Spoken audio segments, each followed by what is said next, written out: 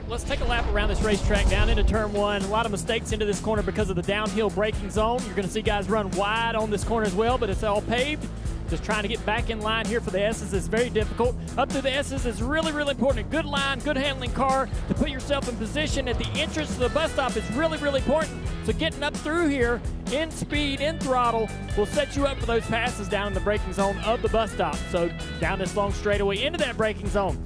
All right, a lot of passing into the bus stop. A lot of guys trying to sort themselves out. Will race through their side-by-side. That's going to end in tears. Then through the carousel. Big, long, sweeping corner. Trying to get through here fast for this exit is really important. A lot of wide room to run off there as well, Jeff. Yeah, you'll see a lot of people use every bit of that racetrack all the way out to the guardrail. Then turn 6 all the way to the right side of the road. Turn to the left, get on those aprons on the left side, and then turn 7. This is a turn coming into the front straightaway. This will be the end of the lap. Great passing opportunity. Wouldn't be surprised to see a last lap pass happen right there. Yeah, not surprising at all. We've seen it before.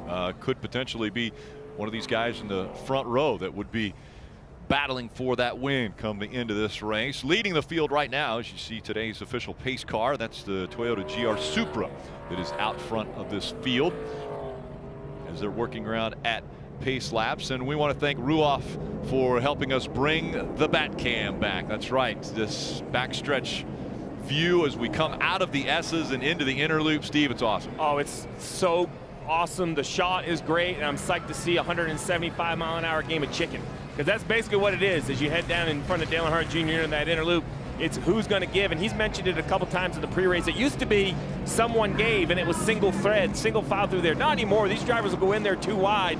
And I like what he just said. What did he say? It'll end in tears. I think that's pretty accurate. End in tears. What a great shot there as we're able to stay right on the driver's side door there. Thanks again to Ruoff Mortgage bringing the Batcam back for us, as well as they will be a part of Victory Lane here at Watkins Glen and at all of the NASCAR owned tracks. So Ruoff Mortgage Victory Lane. So we welcome them. So we heard Austin Cindric mention potential weather. Just a real reminder as we see the cars go around here, you see the windshield wipers installed. Lightning is an issue. Yeah. You can't race with lightning for safety in the area, but rain is not. As long as visibility is good enough that NASCAR deems the track safe to compete on, it can be damp, it can be wet. So some rain in the area, take a chaotic race and make it only more confusing for the crew chiefs and drivers. Oh, that's why you get paid the big bucks, Steve. Not anymore. Now I just sit up here and talk about it. It's like, it's the best. It's like, now yeah. I'm telling you, and that's the point though, is, you know, once rain comes, then it's up to the drivers. Do you go to rains? Do you go to slicks? Man, I never had to deal with that. Good luck for these guys. Field working their way right now through turn 6. They're right in front of Jeff Burton. Again, we're going to be going radio style with the broadcast. So Steve and I will have it from turn 7 all the way through turn 1. And we'll be handing then off to Mike Bagley, who has the S's. He'll take it through the S's down the backstretch and hand off to Dale Earnhardt Jr., who will be there at the bus stop, the inner loop, and all the way through the carousel. Once they go through the carousel, he'll hand off Jeff Burton. Will take him through 6 and 7. And right now, they're coming to the green, back to racing at the Glen. Stressful first corners. You see Ty Gibbs in that 54. Oh, lock up Harrison Burton in the white 20. Locked up his front tires down into turn 1. Here they come through turn number 1. They'll continue the downhill run into the right-hander. Turn 2. They're side by side for the lead. You've got Allgaier in the 7. Here comes Cindric into 22. Just diving to the inside. Going to the lead, but Allgaier's not letting him get away. Allgaier looks back to the inside. That battle for the lead heads up the back straightaway. Down in the braking zone of the bus stop, Justin gets back in line, thinks better of an opportunity to pass there. Cars working their way through, snaking through the bus stop. So far, so good. A little bit of a shake-up back there in the back with Maya Snyder, but all good. Everybody makes it through well into the carousel. See Justin Allgaier trying to put himself in position on the 22, Jeff. Yeah, Allgaier's going to try to put all sorts of pressure on that 22 car, looking to the inside, just showing him that front bumper. Hey, man, I want this spot. Hoping Austin Cindric will make a mistake. Now you see Allgaier still to the right side of the racetrack, trying to just make Austin Cindric get forced into doing something that he didn't really want to do. There you have it, a lap at the Glen. 10 laps till a competition yellow, and I think that's why. Oh, an accident already. It looks like this is somewhere on the back between 6 and 7. That's David Smith in the 52. We see the 39 of Ryan Sieg. He is around. Again, they stay green, though. There is no safety issue for these cars. Now they're running again and going the right direction. We continue on as they head through the S's. Here comes Austin Cindric, also Justin Allgaier and Daniel Hemrick. They are the 3 cars that have broken away at the front of the field. Cindric trying to leg it out. Allgaier's got to grab a hold of that back bumper and hang on before he gets too far away. Cindric almost makes a look to the inside of the 7 car into the bus stop. Not quite close enough to make that move as they go down into the carousel. Looks like Cindric slowly pulling away. Behind them, you can see from the back of Cindric's bumper, the forward camera, you can see Daniel Hemrick now is putting pressure on Allgaier. Cindric turns into turn 6. Daniel Hemrick, tons of runner-up finishes, wants a win today, wants to check that off. Really good road racer trying to move his positions up. So it's Cindric out in front. Right now, Allgaier has his hands full with Hemrick, who's closing the gap. Then it's Allmendinger, Haley in the top 5. Harrison Burton, Jeff Burton, Noah Gregson, Riley Herbst, and Ty Gibbs, the top 10. Right now, watching that battle for second, the 7 of Allgaier, the 18 of Daniel Hemrick. What was a battle for the lead has now turned into a battle for second. So instead of Justin Allgaier going on offense, he's having to play some defense as they cross the tunnel here in turn 3, headed to turn 4. Cindric starting to leg it out, Dale Jr., but Justin Allgaier's hands are starting to get just a bit full. There's the 18 car, Hemrick, charging into the braking zone. We saw him sliding around quite a bit in turn 1, but he makes up a lot of ground there. Coming out of the bus stop into the carousel, right on the back bumper of this 7 car of Justin Allgaier. And then A.J. Allmendinger trying to close in on this battle.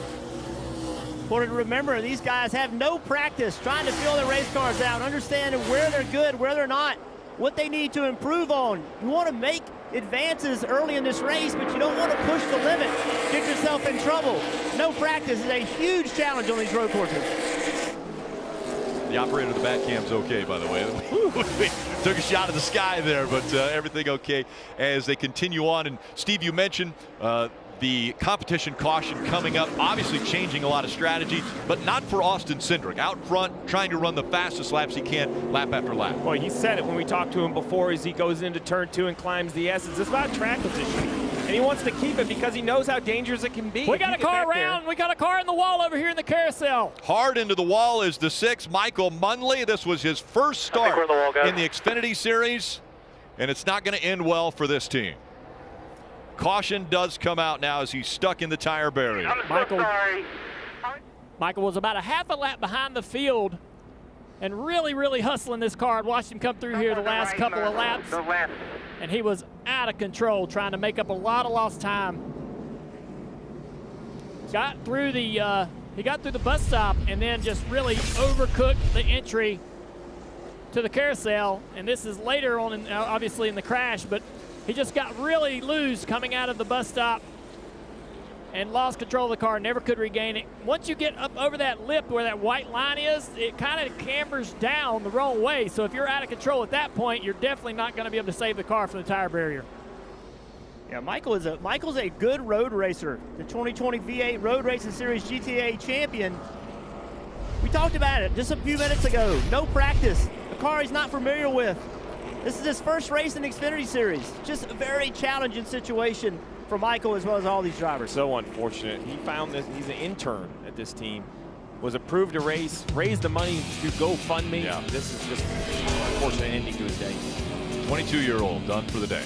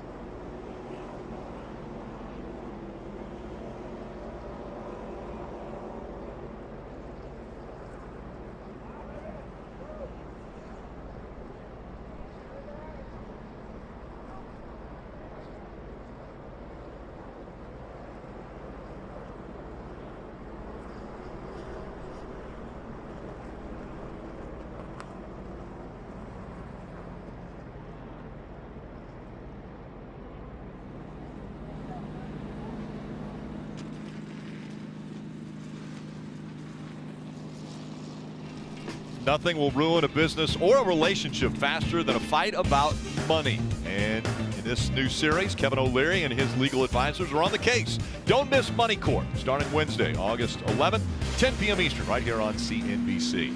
Steve, we've already seen a couple issues already. Very difficult racetrack, especially for guys making their very first start. You see right here the 52 of Smith, also his first start in the Xfinity Series, got spun around.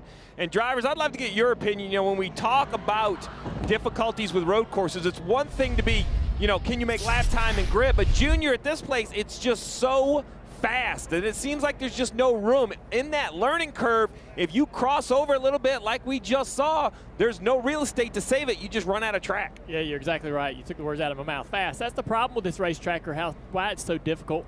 At other road courses, they're typically slow corners, a lot of directional changes and braking zones and so forth to keep the pace down. So when you make a mistake, wheel hop, you can kind of gather it in. You might spin out, get off course a little bit, but rarely do you make contact with a wall or a tire barrier. Here, you're going so fast all the time. One mistake, one slip can put you in the fence pretty easily, and there's not a lot of room, really, of runoff in certain parts of this racetrack. So once you do get over that line, you're going to end up in trouble with damage. Yeah, there are more technical racetracks in this country as far as road courses. There's no doubt about it.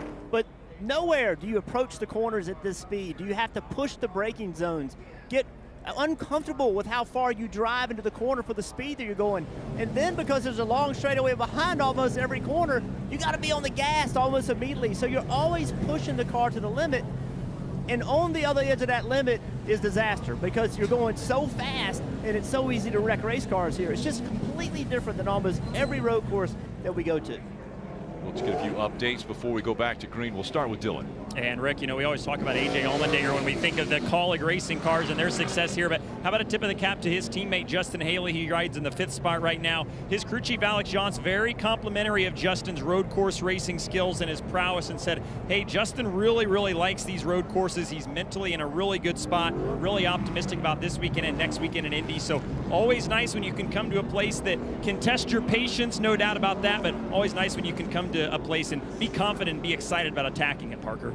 Well, Dylan, and to continue the conversation from what everyone was just saying there about how difficult this place is, imagine being a rookie jumping an Xfinity car with no practice for the first time, and you're under green flag conditions. What do you want to hear from the team? I always find this so fascinating. Well, for Ty, Chris Gale, as crew chief, came on within the first 2 laps and started evaluating his SMT data versus the leaders, telling him, you're just as fast through the bus stop. You're only getting limited by the traffic in front of you, but it's literally within those first 2 laps he was getting that information about how he's getting around this racetrack without ever having to practice. That 18-year-old continuing to learn over and over. Already 2 wins in the series, but he's not gaining points because he's not running for the championship in the Xfinity Series. Yeah, we talk about the lack of experience. Well, for most people, I'd be concerned. He won his first start at the Daytona Road Course in Xfinity Series, so I'm not too concerned for Ty Gibbs. And I'll be honest, you know, it's hard to judge drivers like Ty that have such great equipment in some of the lower series, but here in the Xfinity Series, the front equipment, it's pretty equal, yet he has driven like a veteran, right? Yeah. He's up front, but I do love this. This is a nice little touch.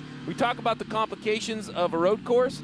I mean, I've seen a lot of stuff, but I've never seen the map right square in the middle of the dash. And for the people at home, that's not to tell him where he's going. That's to make sure when he gives feedback, he's not confusing his corner numbers, because we joked before we came on the air, right? Me and Burton and Junior. Okay, hey, what do we call in the last 2 corners? Because I've heard him call 5 different things. Yeah. So I want to make sure we're talking the same thing. Yeah, the same language has to go back and forth from driver to spotter as well as crew chief. Well, you can go inside the headset with access to NASCAR Scanner for only $2.99 a month. You can listen in on pit strategy, spotter communication, just like we were talking about, crew chief calls. All you have to do is visit NASCAR.com/scanner to start your subscription today. So, you know, we've said it a couple times. When this race was taken off the schedule last year, you know, it was obviously for all the right reasons. It was an unfortunate time for the whole country in the pandemic, but man, that was a gut punch for me. Coming up here, campers everywhere, crowd everywhere. I mean, they love racing in Watkins Glen. It's so much fun to come up here, and man, that one just really stung. Yeah. Well, I remember when Chase Elliott got his first win, and the crowd roared. How loud it was when he came out of 7 in front, and the crowd knew he was going to get his very first Cup Series win. It was just ecstatic in this place. Well, and if you're a race fan, I can't think of a better day of racing than tomorrow, right? We're going to have Cup cars here at the Glen. Oh, yeah. And then we're going to go to Indy cars in Nashville. At Nashville. I've been watching some of the practice. I'm going to tell you, we talk about young drivers, up-and-coming drivers. Well, Colton Herta has led both practices. Have you seen some of the in-cars? That track is not only crazy technical, crazy fast, but we're going to go across the bridge. The bridge? Yeah, I know. Yes, I mean, that's crazy. The Korean Veterans Memorial Bridge there at Nashville. Really excited about that. There it is, right there. Again, they're practicing right now, and they're going to be racing tomorrow. That was Alex Blow you're on board with, driving for Chip Ganassi Racing. Look at this. Yeah. I mean, look at that. Okay, that's cool. I'm sorry. I've seen really a lot of cool. stuff, but that is an unbelievable shot. And bravo to IndyCar, to the city of Nashville, to all of the people. Dale Jr., I saw your name attached to this Grand Prix a little bit. Everybody that it took to put this together. You and I are in Nashville. The city is, it's crazy. Amazing. It's so much fun. So to think that they somehow snuck that through the streets is amazing. Well, so tomorrow on NBCSN, of course, countdown to green for us in the Cup Series here at 2 o'clock. Then racing from the Glen at 3. And right after us, it will be that IndyCar Music City Grand Prix from Nashville. And what an event that is going to be. So interesting choice on the right side of your screen, the white car of Austin Cindric. He had the choice. Remember, there is no choose rule at the road courses for the rest of the field, but for the front row, you still get to choose. And he chose drivers left, which, you're like, well, that's the inside. Well, here at Watkins Glen, that's technically the outside, because you go down to turn 1, and really, I think that's the place to be because of all that runoff room we talk about. So if something goes wrong at turn 1, you can bail out. Drivers left. There's a lot of space to get away from any sort of damage or potential catastrophe. And again, this race starts with 2 right-hand turns. Turns 1 and turn 2 are both right-handers, but yet we see Austin Cindric choose that outside line. 2 monster cars, nose to tail. Rick, I'm going to let good luck keeping those 2 Doesn't straight. make it easy, does it? Getting ready for the restart again. Competition caution coming up on lap 10. Green flag back in the air. So this is this runoff room that we were talking about right here, and you're going to see the 22 car. He just has room to go drivers left as they all stack down here. 3 wide with a net. And here comes A.J. Allmendinger around the outside of Justin Allgaier for second. Allmendinger in the 16. Now he's cleared Allgaier. Now Allmendinger can set sail for race leader Austin Cindric. They're stacking up side by side for fourth as the field swarms now to the end of the back straightaway. We've seen this movie before, A.J. Allmendinger versus Austin Cindric down to the bus stop. Look how A.J. cuts the inside of that bus stop and closes in on the back bumper. Cindric on the defense through the carousel. He's going to hold point coming on corner exit. Remember, A.J. Allmendinger ran the truck race earlier today, so a little bit of experience added on top of the years that he's been around this racetrack. A Cup winner at this racetrack, A.J. Allmendinger. Austin Cindric has one of the very best he's going to have to hold off, not just on this lap, but I think for the rest of the race. So it's Cindric, Allmendinger, and then Allgaier, the top 3. We saw a little bit of veteran move there with Allmendinger. He did get right onto the back bumper going through the carousel. He was able to stay off of that back bumper and let Austin Cindric move through there. But I don't know how long that patience will last with Allmendinger. Let's see what happens as they come into the S's. Allmendinger is about 2 car lengths behind Austin Cindric. Further back, Harrison Burton getting off course as the leaders work their way through turns 2. This is turn 3, and right now the lead is stabilized. Put that at about 3 car lengths, the advantage for the 22. There's Harrison Burton right now. He's starting to feel some heat from Riley Herbst. That is the battle for the 5th position as they head to the inner loop. Actually, that's Ty Gibbs in 6th place. He's come all the way from 15th in the field. We know he's got speed, but he's drove into the top 10 with ease. Back up front here, Cindric holding just a couple of car lengths lead on the 16 of A.J. Allmendinger. Austin Cindric using a little bit higher line through that carousel, showing the bottom to A.J. Allmendinger. Cindric thinking that's going to help him down this straightaway into 6th. Remember, early in this race, drivers are still trying to figure out what their cars will and won't do. Side by side into turn 7. Here comes Gibbs. Ty Gibbs, the 18-year-old, goes by Harrison Burton and takes that spot away. So now Ty Gibbs on attack mode as he goes just 1 spot closer to the front, and Cindric A little slide there as he downshifts and actually doesn't downshift, goes into turn number 1, but the back end kicks out just a little bit for Cindric. And that allows A.J. Allmendinger to catch up. He shut it down to 1 car length as they head up the hill. Dinger lower to driver's left through turn 3. That gives him a little more speed. Now he's sizing up his options. What's he going to do? He's going to look driver's right. Cindric throws the block. Dinger looks driver's left, but can't get the position. They'll follow each other into the bus stop once more. AJ seeming to be able to get through that change of directions much better. But here in the carousel, Cindric much more comfortable, able to maintain that lead with a little bit of an arc and a diamond in the center of the corner for corner exit. Very interested in watching those drivers navigate the carousel, running different lines, trying to figure out what will do the best job for them with its overall grip. It changes as this race goes on as well, and also A.J. Allmendinger thought he was going to take a look right there. Wise move not to. Right on the back bumper of Cindric. Listen into his radio. Calm him down there, Jeff, when he comes through there next time. Calm him down. Lenny, tell him up through there, remember the plan. Remember the plan. 16 communication. We just heard Chris Rice right there say, calm him down, calm him down. This is the competition yellow, and that's what Chris Rice, who basically runs all of college, what he does a nice job of is that's on the second channel, talking to the other crew chiefs. He does a great job of leading the organization, not just during the week, but he has so much racing experience here at the racetrack. They like young crew chiefs, and that's because they have someone like Chris Rice who can help mentor them, and there's no time better to learn than on the job. So that was him kind of coaching Allmendinger's team. He knows how fast that 16 is. And he has a great relationship with Allmendinger. Those two communicate all the time. He knows coming into this race, Allmendinger's the favorite. He doesn't want him to maybe lose his head a little bit early in this race, because it is very early in this race. He knows that he's going to be competitive at the end of this race. Well, so now the question is, what is that plan, right? And so as we are on lap 10, or completed 10 laps, on lap 11 here, pit road will be open in the fuel window, 32-ish, 33-ish laps. So you want to run this backwards. What that means is you take the 82-lap finish, you back up as far as you can, you come to pit road. Well, then if you back it up another fuel run, you're still like 4 or 5 laps short on fuel. So the question is, do you pit here? And if you do pit here, do you just come back in a few more laps for gas only? How do you kind of, I called it a jigsaw puzzle. Yeah. This is the first step, right? This is the first step. The pieces are kind of laid out in front of you. Which pieces do you want to put in place? You see right here, no helmets on the 7 pit crew. They look like they're not even considering coming to pit road. Other teams up and down pit road, it looks like they're warming up. So you say do it backwards. I'll try to get the math right and check me on it. But you said 32 laps. So 82 minus 32, they come in at lap 50.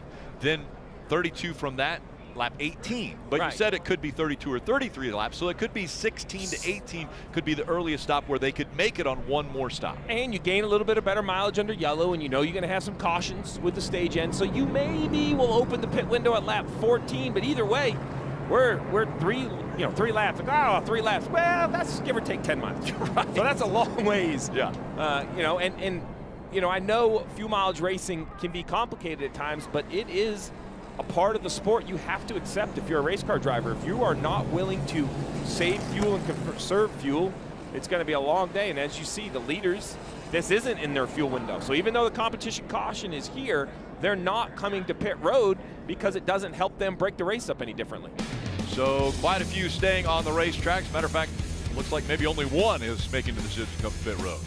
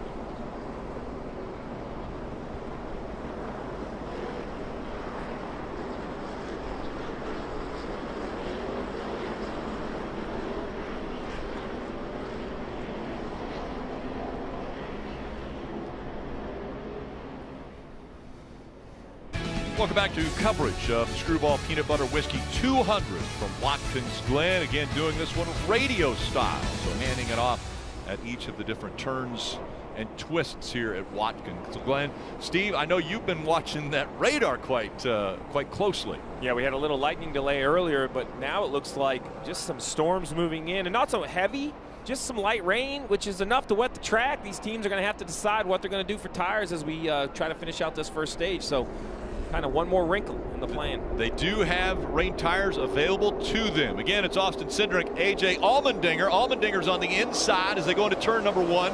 Cindric will be on the outside, side by side, door to door, as they dive into turn number 1, 2 by 2. Oh, the 99 gets turned around right here in front of us, Rick. And so we see Tilley, who is another driver making his very first start in the Xfinity Series. And we see an issue with him. He can't get it fired back up as of yet. We stay green because it's going to take a while for them to come back to the front stretch here as they go up through the S's. And they lead now the S's with Austin Cindric getting the lead from A.J. Allmendinger, or has he? Dinger looks driver's right heading into the inner loop.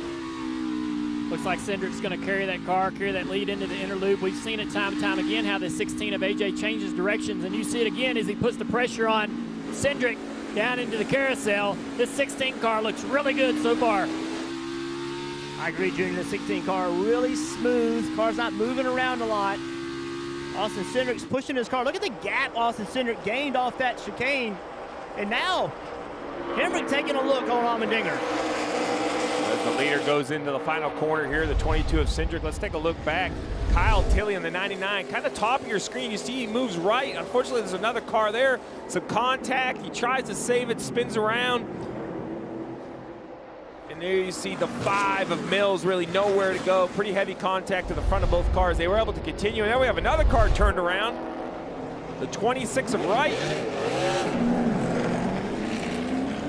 27-year-old out of Wexford, Pennsylvania, Chris Wright, turned around. Rick, action everywhere. Let's take a look at this right here. It seems like, oh, there's just contact. And this is some of the issues, moving right to left. And that's in front of Jeff Burton, 6 and 7. You know, they kind of go over curb, driver right, and then they have to get back driver left to make the corner. Back into the inner loop here. 54 car Ty Gibbs putting the pressure on the 7 of Justin Allgaier. Ty Gibbs looking like maybe he has the best car early in this race. That 54's won 3 out of 4 road course races this year. Ty Gibbs has been fast. Everything he sat in this year. Ran into the ARCA race yesterday, led early, had a problem, ended up not getting that win, but that track time, that experience paying off right now. Even without that experience, though, he is a really good road racer. Young driver showing what he can make happen. Right now, Hemrick just in front of that 18-year-old. Hemrick has closed the gap on Allmendinger, so Hemrick looking strong here. Looks to the inside as they go into turn number 1, but not able to be close enough to challenge for that position as Allmendinger holds on to second. Battle for second. Allmendinger in the 16. You got Hemrick in the 18. A private battle now. They're all trying to catch Austin Cindric in the 22. But right now, it's Daniel Hemrick that is full steam ahead to the back bumper of A.J. Allmendinger. They are racing for second and third, and here's Hemrick. He's starting to get a little itchy now, starting to look to the inside as they head off the end of the backstretch. Tries the braking zone right there, just can't put the pressure on AJ. AJ outbrakes him into the inner loop here, and AJ pulls away the 18 car. You got more on that, Parker? Right, the 18 there, Daniel Hemrick actually very happy with the car, but having a lot of radio issues earlier on, right at the start of the race. Dave Rogers, his crew chief, could not hear Daniel, which I think, Steve, sometimes maybe could be a good thing. But then he changed radios, and they're still going around under the cautions, checking the radios on the 18. But for Daniel right now, as you can tell, he's got a fast 18 car. He's focused on trying to get by AJ Allmendinger. Rick, this track is so big that it's hard to know if you have radio issues, because even with a good radio, it's hard to hear your driver all the way on the back stretch if you're over here on the front stretch on the pit box. So communication is the key, but somewhere that you're only expecting to make a couple pit stops, one miscommunication could be really the end of your chance of winning a race. Watching Allmendinger, watching Hemrick. Hemrick being very patient so far. He's not putting that car in a bad spot, but he has a bad turn 2 right there, and that's going to cost him about 3 car lengths, maybe even 4, while at the same time, you got Allmendinger that's starting to pull away from him and trying to track down Cindric. Dale Jr., lots of drivers with a lot of different options and agendas right now. And you can see how one small mistake can lose you about 8 or 10 car lengths. All these guys up front have great pace in their cars, but they have to be near perfect to make any ground on each other. You see AJ trying to close back in on Cindric. Cindric just running really smooth laps. AJ making lap time, though. This lap is a better lap. Dylan, you have something on AJ? Right, it was interesting, Jeff, just watching him a lap or so ago when he went through the S's. He had come on the radio and said that I am really, really free through the S's. You see him a little bit power sliding there off the corner, but then he came back and said, the car's fine, don't change anything when we come down. So was wondering if Hemrick was going to be able to capitalize on that, but it looks like the further in the run it goes, this 16 car starts to stable out a little bit, gets a little bit more locked into the racetrack, and AJ starting to run down the race leader, Austin Cindric, again, Parker. Right, and the driver he's trying to catch is Austin Cindric, who you might notice maybe giving up a little bit in the brake zones. He's come on the radio recently and complained about wheel hop in that car, meaning the rear tires are hopping as he goes off in the brake zones of turn 1 on the bus stop. Now got a great run out of the S's there, where you mentioned AJ's a little loose, but AJ definitely making some time on the brake zone. Yeah, from my perch right here in the bus stop, the wind has picked up tremendously and the temperature is dropping. We've got rain just over the horizon closing in on this race. It's going to throw a curveball to these teams on what they need to do. And a wind report from the scissor lift is yes, it's picked up a lot, because I feel like I'm in a rocking chair at the moment.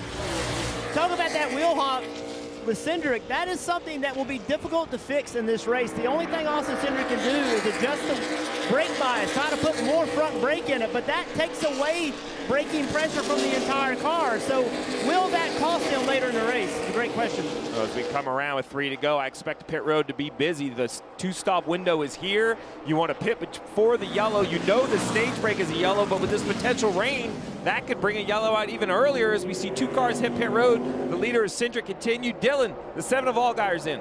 He is pitted from inside the top 5. Just reported throughout the course of that run that car was just a little bit tight, and the left-handers kind of rolling over on the rear tires when the car transitioned through the turns. 4 tires and fuel for Allgaier, Parker. For Ty Gibbs, he's been very quiet on the radio since that update of how good he was through the bus stop. The team hasn't said much. He has not said much as they came down here on pit road trying to flip this stage, but he was obviously very fast in the laps getting down to this end of this stage.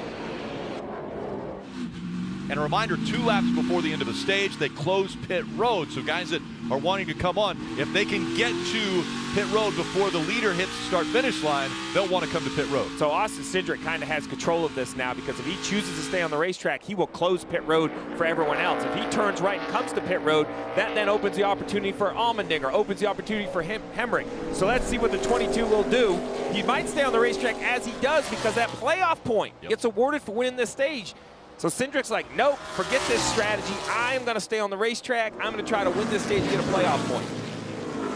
So that closes pit road. Austin Cindric out in front. Allmendinger running second. Hemrick in third. 3-car breakaway now through turn 1 into the right-hander, turn 2. And now these drivers have the comfort of not being pressured to be overhauled by someone else. They've got some room to work on the racetrack to get to the end of this stage. Austin Cindric's done a great job of maintaining his lead, just as Dinger and Hemrick have done a good job of maintaining second and third. Been pretty impressed with AJ being able to hang in here with his 22. It looked like that 16 car did not like the cycle. Look at him sliding that car around and abusing those rear tires. Just a few laps left on this stage. He's giving it everything it's got. I think the important part right now is to push that car as hard as you can to find out what it won't do well. That way you can communicate when you do pit. Crew chief, I need a change, and this is what I need. And the only way to learn that is to push it. Find out what it won't do. You see slower traffic in front of the 22. They'll be getting the basically 1 to go in this stage. Will this slow traffic disrupt his rhythm at all? Looks like he's going to clear him pretty easily down into turn 1. That's Kyle Tilley in the 99, and we saw him get sideways on the last restart and was able to get it going back once again. But there's that gap, about a 5-car length gap between Cindric and Allmendinger. And then you've got the lap car of Kyle Tilley in there, and now you've got Daniel Hemrick in third as they make that climb and crest turn 3. Quickly pivot back to the right, which is turn 4, which leads the field to the back straightaway. And Austin Cindric is well in command of this race as we head to the end of the first stage. Austin heads into the bus stop, starting to feel some light sprinkles over here in the carousel as these cars navigate the final few corners of stage 1. You see AJ rolling around the bottom of that carousel trying to get power down on corner exit. At this point in the race, coming to the stage end, it's just about not making a mistake. Team kept you out for a reason. Take advantage of it, get these points, get this playoff point, move it into the playoffs. That's the goal at the moment. Yeah, and remember, the winner of the regular season gets 15 playoff points. So that's a huge thing, and this will be Austin Cindric grabbing the win, his 8th stage win of 2021. That's the most of all drivers. Allmendinger in 2nd. We saw Daniel Hemrick cross the line there in 3rd. Again, the top 10 in the stage all get points. Well, what we learned there, we knew Cindric was going to be one of the favorites coming in, but it's not a runaway favorite by any means. Allmendinger could keep pace. Hemrick could keep pace. Ty Gibbs, who has pitted, could keep pace. It's going to be an exciting race. So that's the end of stage 1, and it was an eventful stage 1. A few of the first-timers struggling around this road course, but not for Austin Cindric.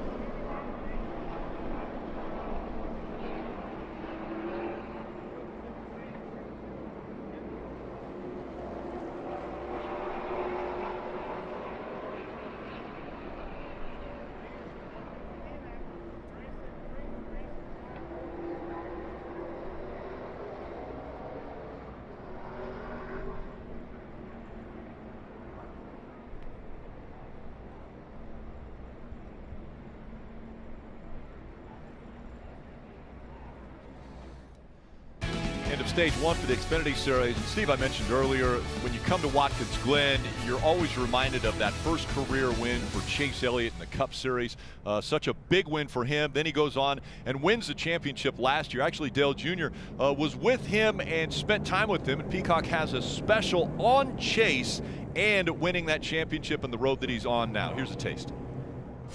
You'd run second and be like, I let everybody down. I did. I know, dude. I didn't do a good enough job that second time to get back. Probably some of the worst restarts you could possibly have. I ought to be able to figure it out. Do you still feel that much failure and pressure? You know, something was in my hands, and it was directly my fault. Kyle Busch is going to pass him for the lead. I remember being the first one to the car. I didn't even know what to say. You're going to get through this. You will win. Hold your breath time at Watkins Glen. Bill Elliott spotting for Chase through the inner loop. You watched him run those last few laps. Are you a nervous dad?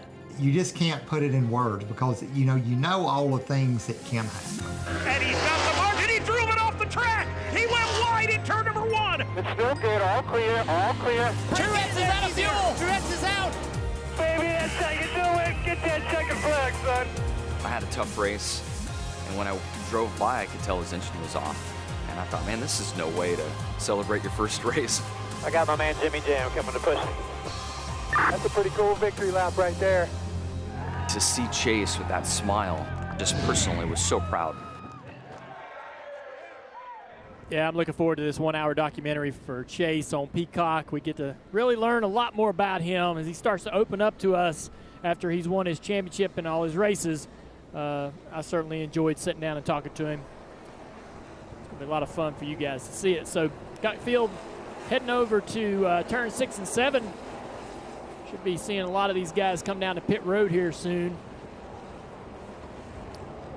I think most of them are coming to pit road. Dylan. And A.J. Allmendinger, one of those cars. You see him there in the 16. He will peel off from the second position. Crew telling him, stop short in your box here. Make sure you give us a nice clean exit. His report now is that the car is actually a little tight. So as all these tires have cycled through the 3 or 4 runs we've had, he's gone from loose to fine. Now he's a little bit snug behind the wheels of 16. 4 good years in Sunoco fuel for Allmendinger, Parker. Right, Dylan, remember these pit stops are to the right. It's a little awkward for the crews and the drivers. Daniel Hemrick struggling a little bit with rear grip late in that run. It's going to be 4 Goodyear tires for him. And then for Austin Cindric, our leader at the bottom of the screen, he's going to do 4 Goodyear tires, but still struggling with that wheel hop issue into turn 1 and the bus stop late in that run. So the team is going to do an air pressure adjustment to try and help him out there. And it looks like it's going to be a tight race to the end of pit road. Allmendinger got it. Yeah, so he's going to win the race off of pit road. He gains that 1 spot. Cindric will come off just behind him. Hemrick back in 3rd against Jeff Burton. But remember, a lot of cars were going to stay out for this stop too.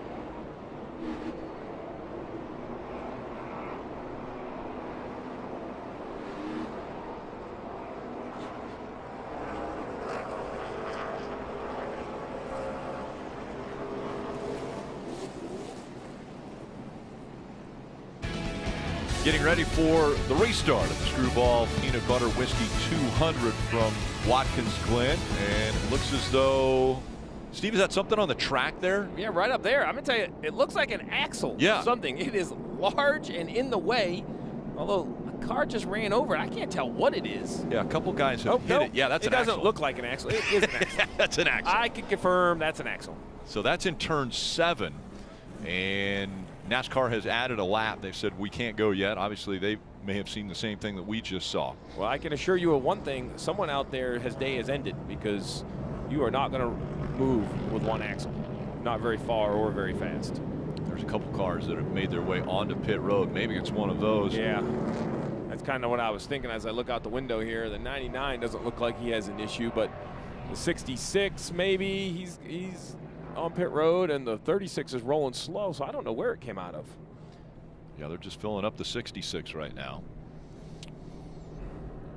We have a little bit of time, and actually we're coming off of 2 weeks off. And so what would you do if you had 2 weeks off? Well, Brandon Brown, he decided, let's spend a little time maybe out on the lake, enjoy a little time with friends, family. How about Tommy Joe Martin's doing the same thing, enjoying a little bit of family time at the beach.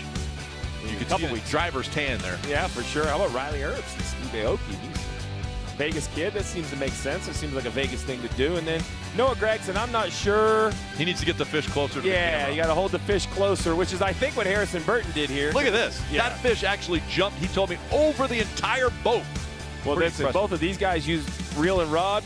Jeffrey Earnhardt says, I don't know why y'all waste your time with that. I just stick my hand down in these muddy holes and pick out some catfish, a little noodling. Noodling? Not a chance. Zero chance, Rick. You're not going to reach into dark, muddy water and see if you can just grab a fish? Jumping in a dark, muddy lake, so I don't want any part of it. So we said somebody would finally show up missing the part and piece. Well, here you go. I want to take a look. I believe this is the 36 car. Yeah, Alex LeBay. You see it sliding at the top of your screen, kind of in this area right here. There it goes. Kind of coming through, so that's a great catch by NASCAR. That and then you see on the left-hand side the oil is now coming out. So, Jeff, that is not what you're looking for Alex LeBay. No, it is not. Like you said, the car just won't accelerate. Well, I want to go straight with only one axle in it. I'm really curious, Steve. You're the crew chief. The front row, Harrison Burton, Brandon Jones, they stayed out right there. I'm a driver. I'm not supposed to know strategy, but I don't really understand what the plan would be right here. Well, I think their plan, their hopes, was we continue to talk about rain. Well, rain is kind of a reset, Rick, because if it rains, it's live pit stops, but everybody has to come to pit road to put on rain tires. So then you can fill your tank of fuel up, you keep your track position, you look kind of like a hero. The problem is, as you see this rain get closer, it kind of breaks up. So unfortunately for the 20 and the 19, if they don't get this rain shower, I think they are in a bad position when you look at the rest of the field, just because everybody behind them has stopped at least once, which means they only need one more stop to make it to the finish of the race. So Supra is going to make its way onto pit road, leaving the field back in the hands of Harrison Burton and Brandon Jones as we get ready for the restart and the start of stage 2. And this one's going to be very exciting with Cindric and Allmendinger deeper into the field. We see right here 3 wide right away with the 7. Little contact there as Ty Gibbs is going to slide way out after he got jammed coming through turn number 1 by that 23. And they all try to sort it out. Harrison Burton's trying to sort the lead out. He'll dive to the inside of Brandon Jones at the entrance of turn 3, and they're all stacked up behind him. You got Jones in the 19, you got Harrison Burton in the 20, and look out, here comes Ty Gibbs in the 54. Ty Gibbs in the second position, trying to get through there as well as Myatt Snyder. His first start here at Watkins Glen. Myatt back there in 4th position. Very patiently waits on his opportunity to try to get around the 20 car of Harrison Burton on them older tires. You see that go around that long carousel, coming down the back straightaway to turn 6. Good run by Harrison Burton off of that carousel. Looking at Ty Gibbs, thinking better of it. Brandon Jones doing a nice job right now, holding Ty Gibbs back. Into the front straightaway. You see on the left-hand side, Brandon Jones, no number next to his name because he has yet to come to pit road in that 19. The 54 of Ty Gibbs, though, to the inside, was last on pit road at 17. He was one of those teams that stopped before the stage. So he has brand new tires on this car, making him work as he continues to battle the 19 down into turn 1. And he dives to the inside of 1, and the 54 of Gibbs had the preferred lane. He's going to grab the lead further back. Daniel Hemrick is around. Everybody scattering to avoid into the runoff area and to driver's right. He quickly corrects the race car, but he's going to lose a lot of spots. Now he's got to regroup, regain as the leaders head for the back straightaway in the inner loop. Ty Gibbs driving away from Harrison Burton. Harrison Burton gets around the 19 of Brandon Jones. Behind him, the 2 car is passed by the 7 of Justin Allgaier. So Myatt Snyder now under pressure from the 23 of Austin Dillon. And then A.J. Allmendinger behind Austin, pressuring Austin as well. Yeah, A.J. Allmendinger also a new tire. You see Allgaier right there pushing Brandon Jones. Allgaier on good tires. Going to get underneath Brandon. No, Brandon, nice job breaking into turn 6. Holds off. Now Allgaier going to look to the inside. No, better thought of it. There you go. Keep on. Brains is going to win. Testosterone. Austin Dillon in the 23 trying to make the move up there. Last time by, we saw Hemrick get turned around, and let's take another look as they come into turn number 1. He was in the 12th position. May have had a little help there from the 8. Yeah, Sam Mayer just in way too deep. Front tires locked up. You saw Noah trying to close in on the rear bumper as well. Gets in the right rear of the 18. Great job by Daniel Hemrick. A little Joey Chitwood stunt driving speed here. Kind of a spin and go. This will be a good look on board. You saw it. Both the 8 and the 9 had the front tires locked up. Daniel Hemrick doesn't care it's a mistake. He ends up backwards. Back up front, the field heading into the bus stop. 7 car trying to get around this 19 of Brandon Jones. Brandon Jones holding him up just a little bit. But as we run these laps, those tires will equalize. So Justin trying to take advantage of that while he can.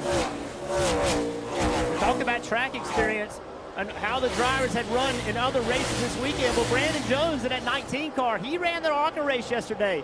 He also, on his off week, went and did some road course testing. You see Allmendinger in the back, in by Myatt Snyder. Cindric trying to go by him. Make a note of that. Allmendinger still has been able to stay in front of Cindric side by side in turn 7. Allgaier's trying to make that move on the outside, though, and Jones is trying to hold him off. Again, Brandon Jones didn't come to pit road on those older tires, still trying to make them work, but Allgaier trying to make that pass as he works the high side through turn number 1. Here comes Allmendinger behind him as well. Allgaier will muscle out drivers left. Here comes Allmendinger. He's trying to go drivers right, and Brandon Jones is stuck in the middle. Allgaier's going to grab the spot, but if Brandon Jones looks in the rearview mirror, he's got A.J. Allmendinger in full court press mode. They have just left turn 4. Here's Dinger. He's surveying his options. Myatt Snyder's under fire behind them. It's a huge knot of cars as they head into the inner loop. Myatt allows the 22 of Cindric to go by. Austin Dillon back there sliding through the screen in the bus stop of that 23 car. Trying to run here and get some experience. Back up front here. There's the 2 of Myatt Snyder on corner exit of the carousel. Good battle in this race. Myatt Snyder. Talked about Austin Dillon. Austin Dillon working really hard to become a better road racer. Ran the 24-hour Daytona. Done other things, and the results are showing. He's had his best year in the Cup Series on road courses so far this year. Hard work's paying off. Oh, you see the 20 of Harrison Burton turn right. Remember, has yet to come to pit road for this entire race. That's 29 laps, but that's also some pace laps. So fuel burned as you see Allmendinger continue to battle, moving up through the field. Dillon. Yeah, so here is Harrison Burton. So by design, this is how they wanted to draw it up. Opportunity to get some stage points at the end of stage 1. Biggest report from Harrison, cars just really tight. So he's been trying to alter how he enters the corner just to try to self-medicate that race car a little bit. 4 tires and fuel for the 20. As I mentioned, I think they were kind of hoping for the rain. Here comes the 22. I could watch Austin Cindric and A.J. Allmendinger Dale Jr. come through traffic. It is so much fun. Yeah, those two definitely know how to get around this racetrack as they're trying to work around the 19 car. Brandon Jones down in the carousel. Watch him, Cindric close in just a little bit. Now on corner exit, Jones handling it pretty well, working that steering wheel. You see that car moving around. Yeah, Brandon Jones, we talked about it multiple times on much older tires, but doing a nice job holding one of the better road racers in all of NASCAR, holding him back. Austin Cindric being smart, being smooth, knows he has a good race car, doesn't want to make a mistake right here and ruin his day. And again, Austin Cindric was able to win stage 1 and grab a playoff point. You see on the left side of your screen, Cindric 28 already playoff points. Allmendinger has 15, Allgaier 11, Jeff Burton and Myatt Snyder 5 each because of the wins that they have. And again, Harrison Burton still hasn't found victory lane yet, something that he's been searching for. They find their way up the S's. We will stay right here at Watkins Glen as we go NASCAR nonstop.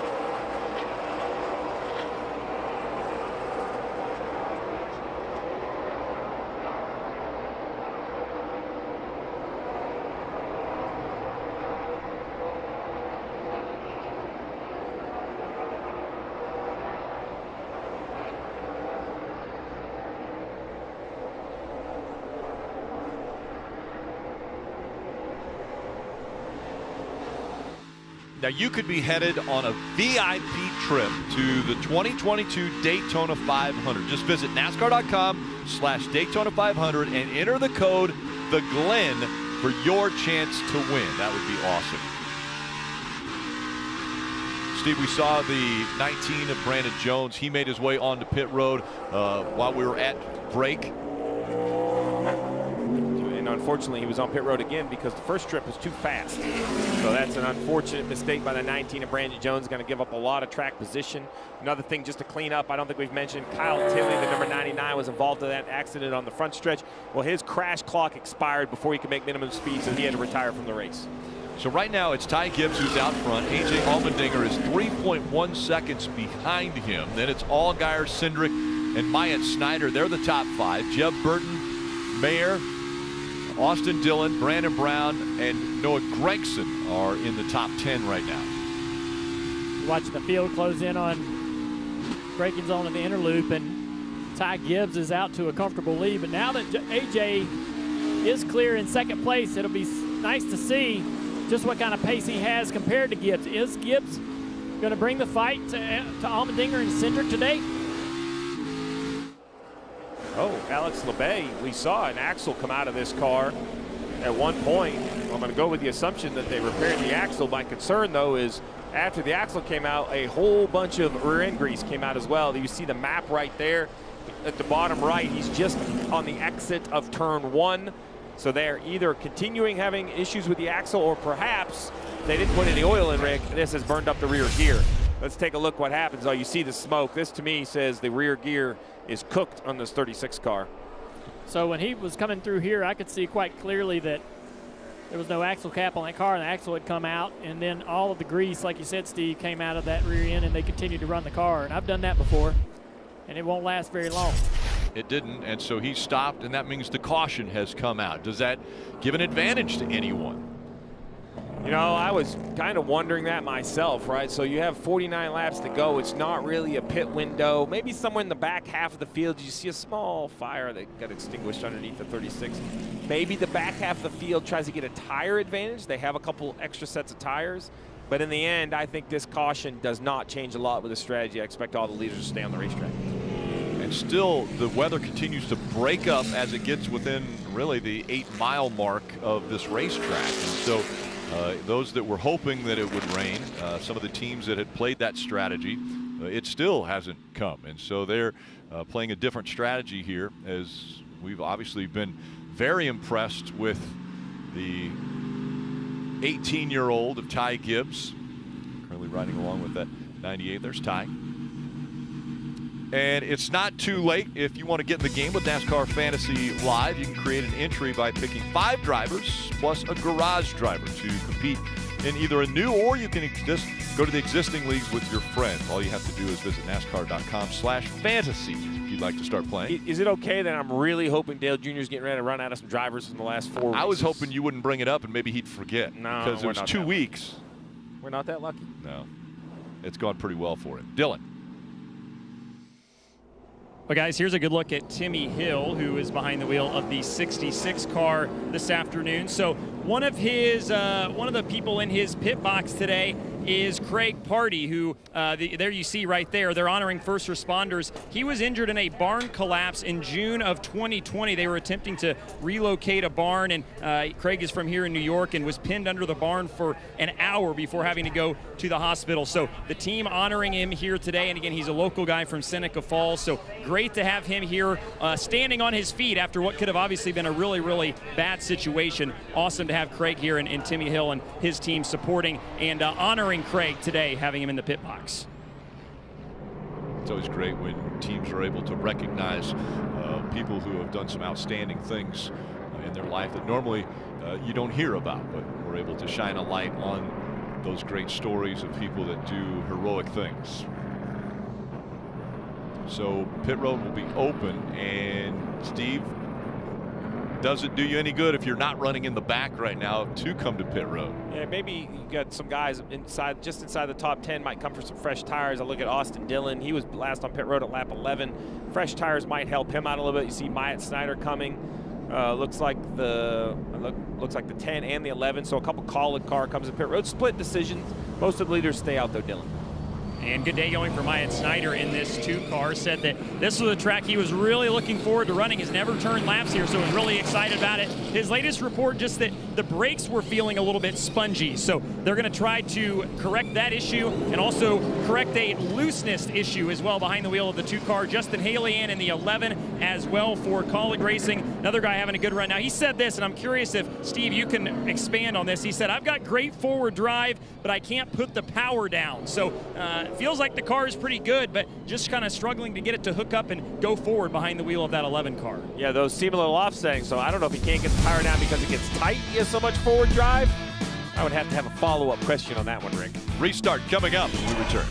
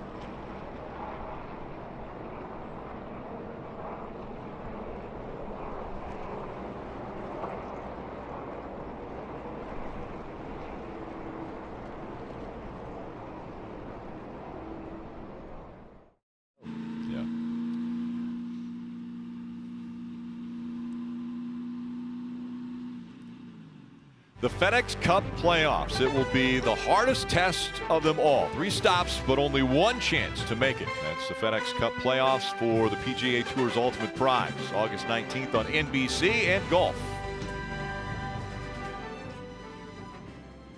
And a little updates right now on Peacock. The IndyCar Series is qualifying, and they are doing it at that phenomenal course in Nashville, the road course there. And Jimmy Johnson, not such a great start for him. That was in the first round of qualifying. Jimmy Johnson actually was pretty quick, wasn't he, in practice, Steve? Yeah, I hated to see it. Jimmy and I had a lot of conversations this year at the Indy 500. He just wanted to continue to see improvement. But in both practices, he outpaced 4 or 5 drivers. So see right here, now we're live. This is qualifying. Just ride on board and check this out. This is unbelievable, this circuit. Oh, we're going over the bridge. I was hoping we'd get to do this. Palou quickest, Grosjean, Rossi, Herta 4th, Dixon currently 5th, Power, and right there. Wow. Yeah, this is Newgarden we're riding along with. This is live right now on Peacock, qualifying again in the second round. Yeah, we talk about the runoff here at Watkins Glen. They want to see no runoff. Let's no go to runoff. A street course. Man, that is incredible. And the people have really turned out for this. What a weekend it's going to be. Oh, no, we just saw it right there. Newgarden getting into the wall. Huge contact with the right front wing as Herta goes quickest. he was quickest in practice, and this is going to interrupt a couple drivers' laps. You see the damage. Joseph Newgarden, that'll be the end of his qualifying run today. He has to find a spot now to safely get off track. Wow. So just how difficult it is. Newgarden, who was up in 5th in this qualifying run, and we see him get into the wall. Newgarden was on the Dale Jr. download. I saw a couple videos there. He was just a fascinating guy.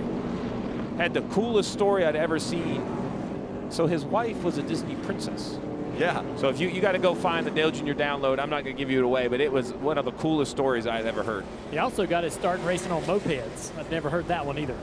That's first. That's a first for sure. And a home race for Newgarden. He's from there. Yeah. Nashville. And we're getting ready for our restart here. Take a look at what's happening tomorrow. Again on NBCSN, it'll be countdown to green at 2 o'clock. 3 o'clock, we'll be racing from right here at the Glen for the Cup Series. And then that IndyCar Music City Grand Prix from Nashville at 5:30 after we are done here. We have a great mix right here in the front four for basically a 4-lap dash for the end of the stage. We have the road course veteran A.J. Allmendinger lining up with the young rookie Ty Gibbs behind them. Austin Cindric, who's probably the favorite coming into the day in the 22, and next to him, the veteran Justin Allgaier. So 4 completely different storylines, but very talented drivers. You never count out A.J. Allmendinger or Justin Allgaier, and then you've got the young guys that are throwing their names into the hat as well. We're radio style from here at Watkins Glen, back underway. As you mentioned, 4 laps to go till the end of stage 2. Gibbs on the inside, Allmendinger on the outside. They stay side by side as they go through 1 and head to 2. Wheel to wheel, here they come. It's Ty Gibbs, A.J. Allmendinger. They're going to lean on each other here. Coming up the hill, Digger's going to swing through to the inside. A.J. Allmendinger will go to the lead. Ty Gibbs to second, and now here's Allgaier in the 7th, looking, trying to get to the inside of Austin Cindric in the 22. You have to think that Gibbs will have to rethink that lane choice if given the opportunity to do it again. That outside line's been very good off of turn 1, and it again prevails as the rest of the field working its way through the bus stop into the carousel. See right along here on the front bumper, Riley Herbst trying to put some pressure on his buddy Noah Gragson, both Las Vegas natives. Battle for the lead into turn 6. Ty Gibbs is not going to take that easy. He wants his win. Wants to take the battle to one of the best drivers on road courses in our sport. Sometimes drivers have to be judged on the moves they don't make. Ty Gibbs conceded up through the S's, gave the position to A.J. Allmendinger. Very, very smart. I watched Tony Stewart and Jeff Gordon get bullheaded through the S's one day and ruin both drivers' chances. The young driver, the 54 Bagley, he lifted, gave the position. And a very smart move to make here as we're getting to the end of this stage. We're on board with Ty Gibbs right now. He'll trail Allmendinger by a car length and a half. They hang the left-hander. That's turn 3, a short straightaway, and now the right-hander as they exit turn 4 and race onto the back straightaway. To Dylan Welch. Guys, you see Jeff Burton there on the bottom of your screen, and work going to the left rear area. He came into the pits, immediately started pulling on the left rear fender. Now you see them putting the bear bond on the left rear as well. So being conscious of not getting put a lap down or losing too much traffic, but obviously an issue for the 10. Not the birthday week that Jeff Burton was looking for. Yesterday was his birthday. He's hoping for a little better luck than that. Got his first career win earlier this year at Talladega, and so he's riding that into the playoffs. But this is definitely something that he was hoping momentum would be on his side as he was going into the final 7 races before the playoffs kicked off. And Rick, we are blessed to have some great road course experts because no one is leaving this field. That's what it should be all about.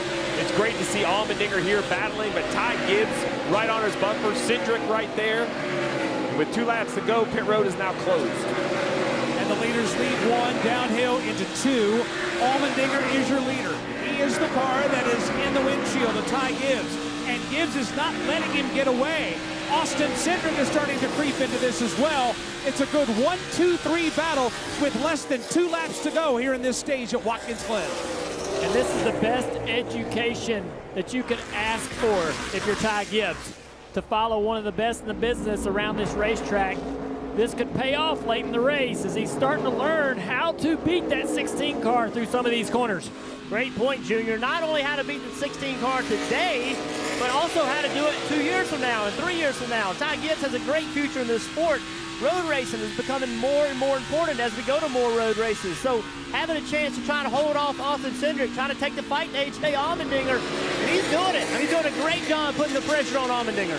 Ty Gibbs fighting now for that first spot. They'll come up on 1 to go in this second stage. Can Ty Gibbs get around him? You mentioned he's going to race against him. Allmendinger, he said, I'm not going cup racing with Kaulig next year. I'm staying right here in the Xfinity Series. I want to try to win a championship. Allmendinger out in front. Ty Gibbs all over his back bumper with this the final lap of stage 2. If A.J. Allmendinger throws this away, Ty Gibbs is there to capitalize. Here they come into the S's.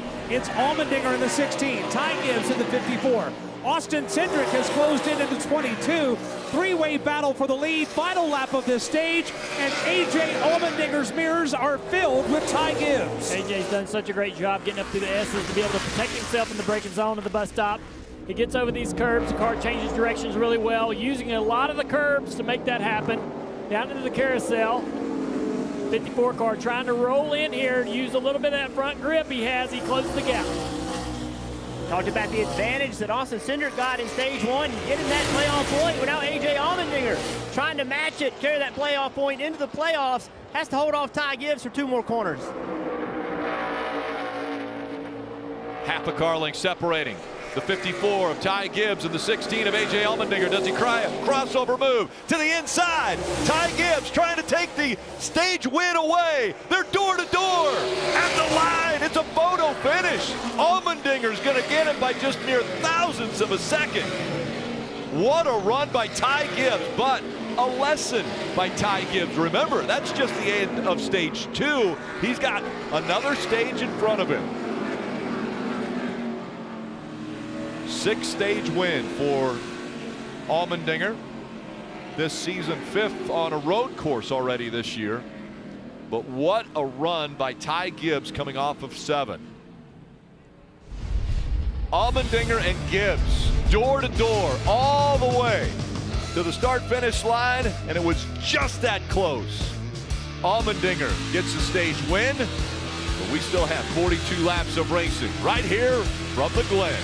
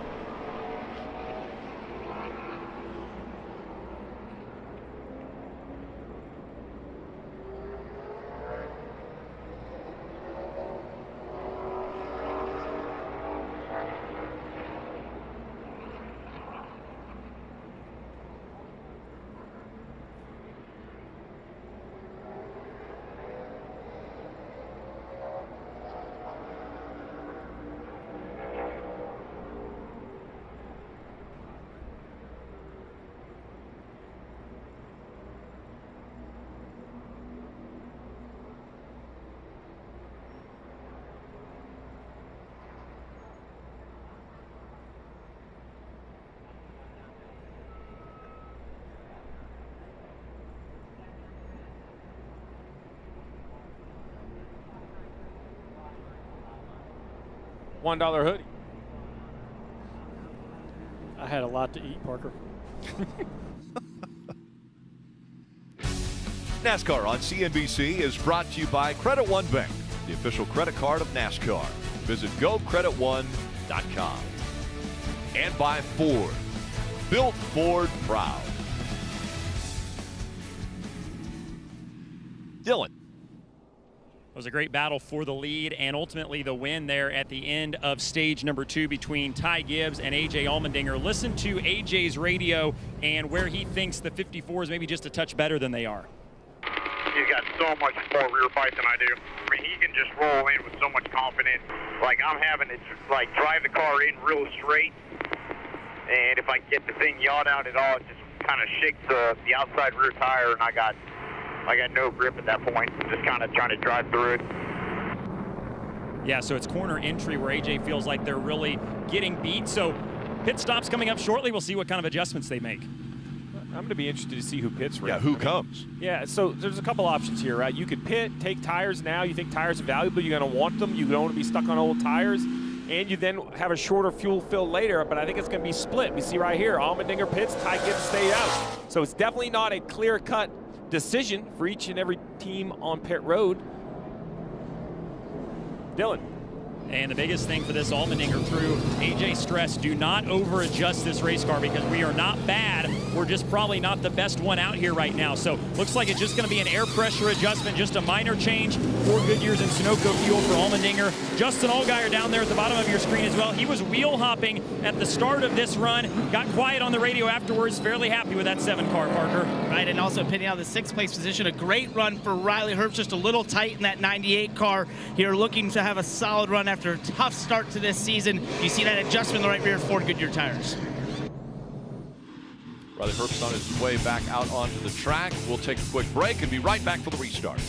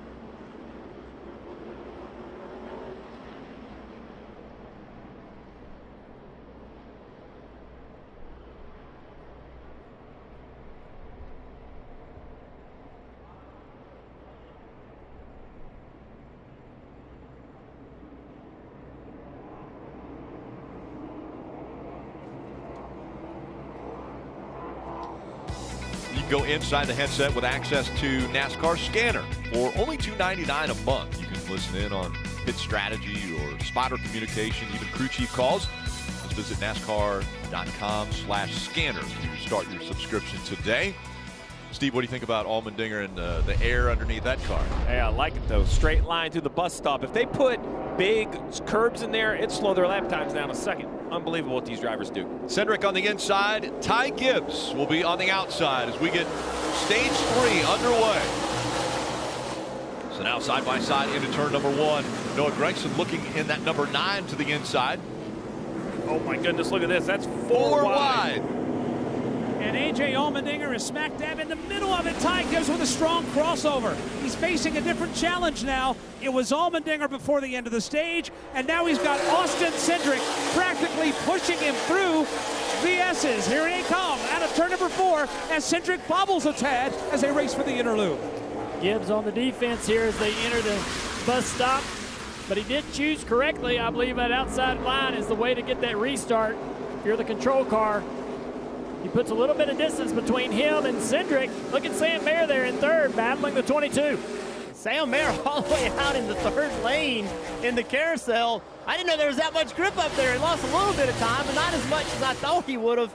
Just had no idea. Figured it'd be way too dirty to run up there. Sam Mayer, a young driver, doing a nice job. Yeah, Sam Mayer now putting a little bit of pressure on Austin Cindric, who we thought would be one of the favorites. Oh, a little tire lock up there for Sam Mayer. Dylan. And guys, we know how talented he is. We watch him come up through the grassroots ranks of NASCAR and some of the ARCA divisions and that sort of thing. He, of course, raced the truck race here earlier today and had a top 10 run.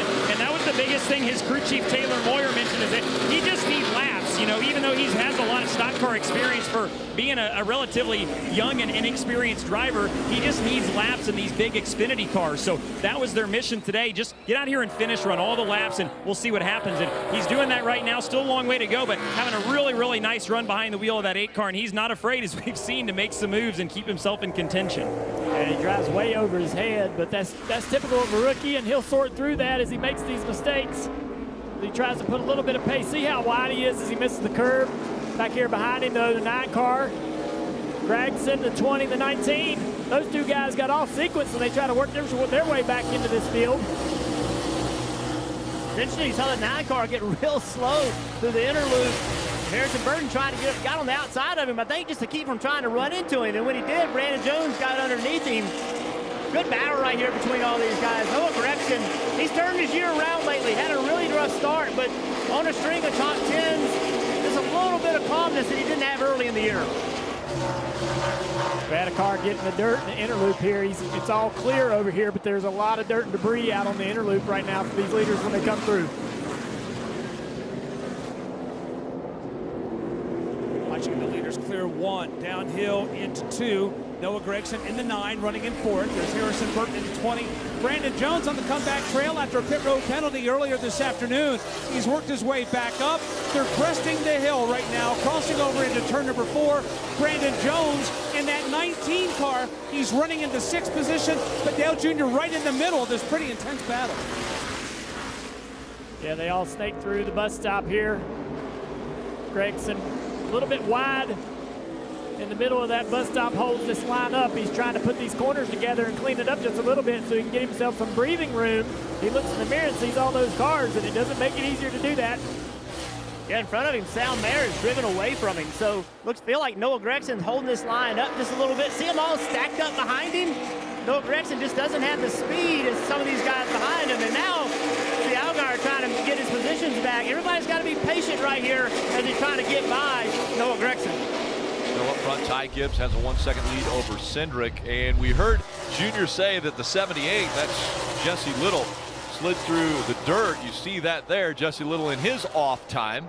Wasn't off-roading. He was actually at Evergreen Speedway during the off weeks. And his dad, Chad, actually gave the command to start engines. That engine might be getting a little bit warm, Steve. Yeah, that's a concern. The grass on the grill is really the issue for the 78. It's pretty smooth through the grass. A lot of guys have taken that trip. So now it's just a question of, does your engine stay cool enough as now the 20 continues to hunt the 9 down the backstretch. Parker.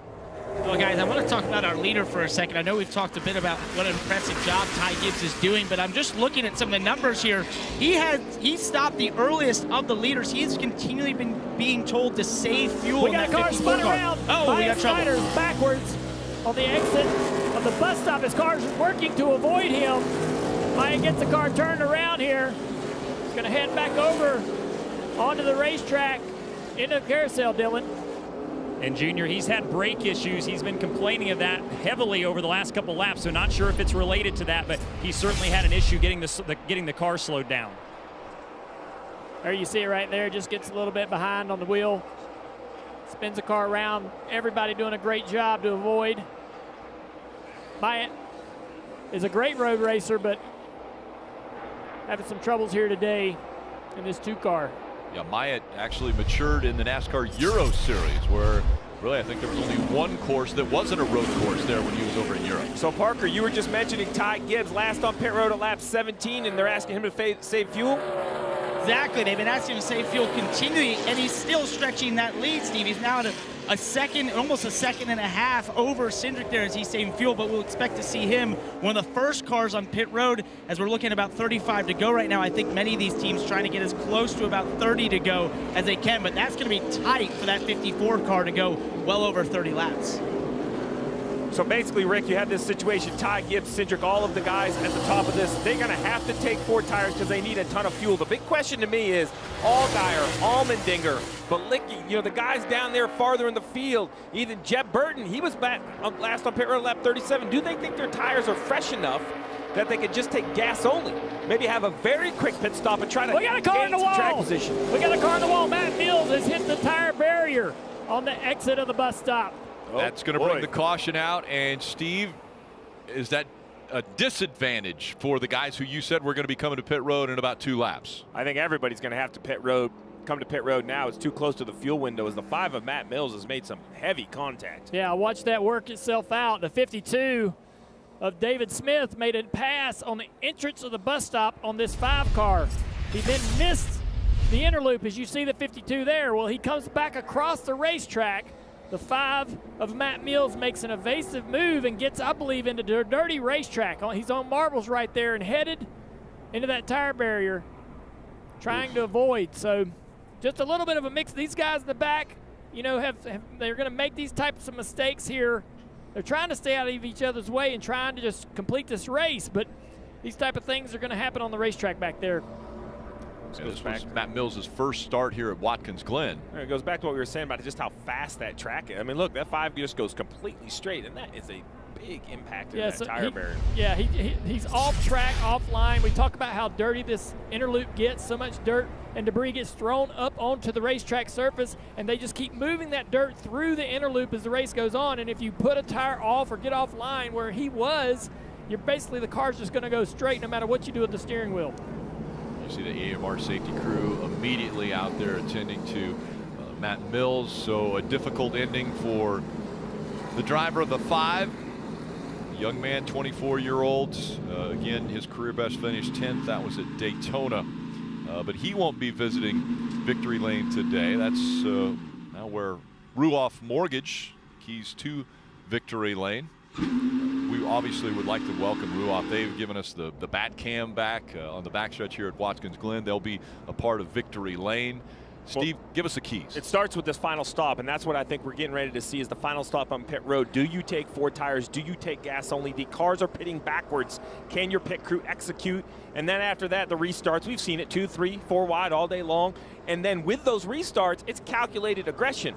We watched Ty Gibbs let Allmendinger go. I thought that was a great decision earlier in the race. But if you're in the last run of the race, can you afford it? At some point, Rick, you have to push the issue. But that's up to these drivers to decide. I mean, that's what racing is all about, is risk versus reward.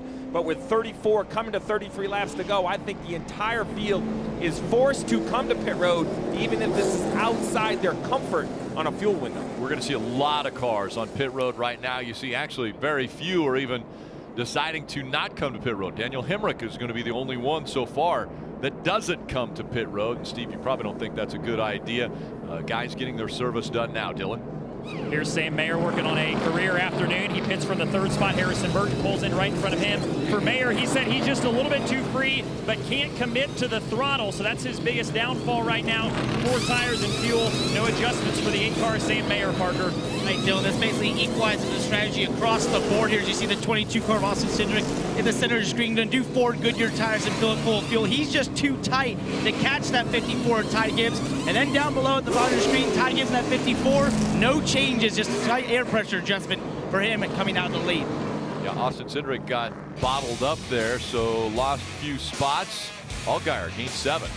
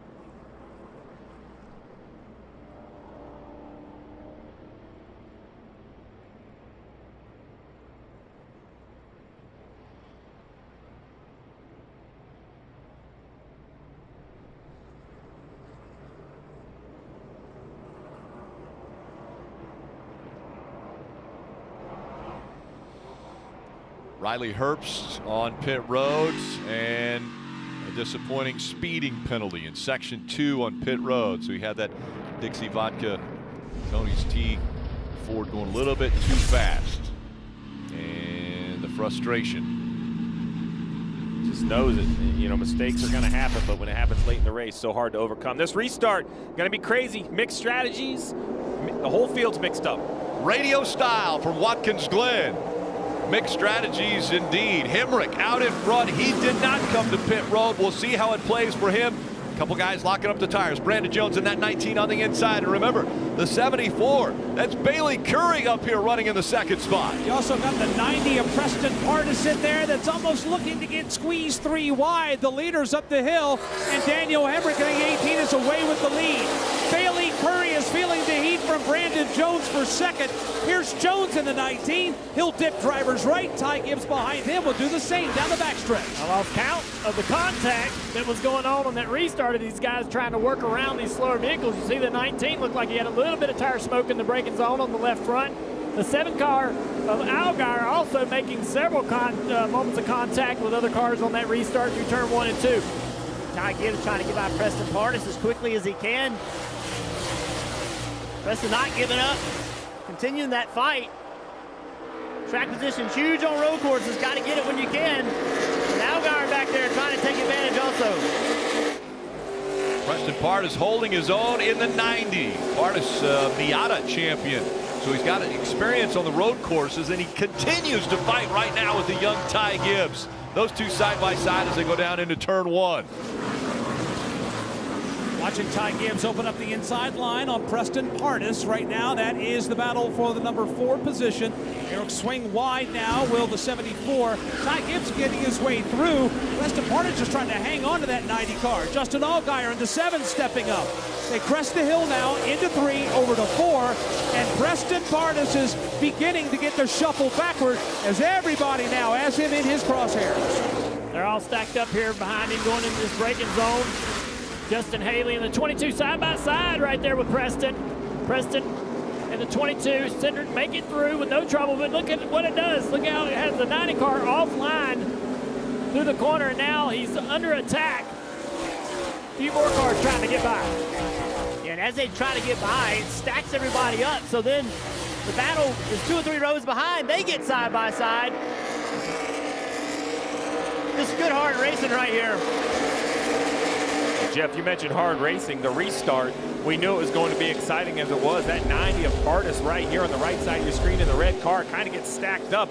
The 7, the light blue car, that's Justin Allgaier thinking, I'm going to get in here 3 wide. I've got to try to make some moves early. Contact between them, 2 or 3 different cars beating and banging. Fenders were rubbing, and as they came to the restart, the 8 of Sam Mayer, if you saw it on your screen, he had a penalty, so he took the opportunity to come in, top off his fuel, because all of these cars that pitted are going to be very, very close. Their penalty, they had pit crew over the wall too soon. So out front, Daniel Hemrick has a 1-second lead right now over Brandon Jones. Then it's Ty Gibbs, Allgaier, and Bailey Curry in the top 5. So Curry in that 74 still trying to hang on to this top 5 position. Haley taking that position away from him down into the carousel here. Cindric tries to close in on this 74 car. Back there, Gregson in the 16 in a tough little battle right here. AJ putting the pressure on. You saw Cindric earlier in the race. Up to the front, trying to get back, trying to make this move into turn 6. Easily by the 74.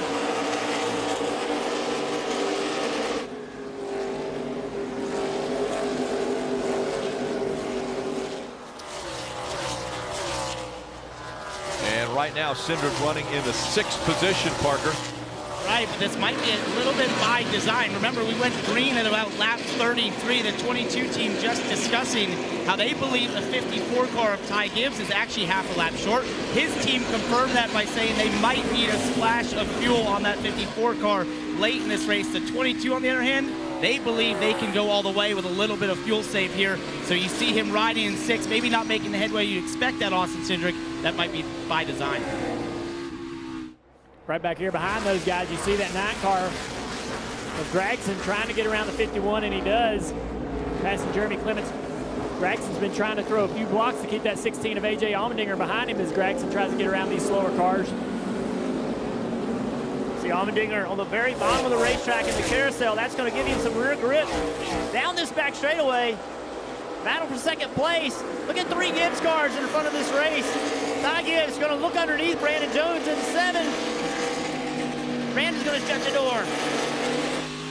And up in front of them, the 18 of Daniel Hemrick continues to lead, but very short on fuel. Last on pit road at lap 22. So the next 2 or 3 laps, we would expect to see the 18 come to pit road as Ty Gibbs deep into the corner underneath the 19. Bottom of your screen, issues for Austin Dillon in the 23. Watching Ty Gibbs is trying to ease to the inside of Brandon Jones. Tried it in 1, didn't work. He'll do it in 2. It's going to stick, but Brandon's going to run him up the hill. Almost making contact now in turn 3. Gibbs will slide by in the 54. And now it's Brandon Jones that is going to try to set sail and catch race leader Daniel Hemrick. The driver etiquette, man, it's really changed since I raced. Driving side by side up through the S's or through the interloop or anywhere for that matter is just so much slower. But these guys do it. They race hard for every single position. The Gibbs cars, 1, 2, 3, as they exit the carousel. Brandon Jones with a really good strategy. Pitted under green, put on 4, and then under caution, just did gas only. Got his track position. He's done a nice job of keeping it, though. He's had the pace he's needed to have to keep that track position. Great call by the team. Good job by Brandon Jones stepping up. We know Hemrick has to come to pit road here in just a moment. Ty Gibbs running second. He'll take over the lead as we go NASCAR nonstop.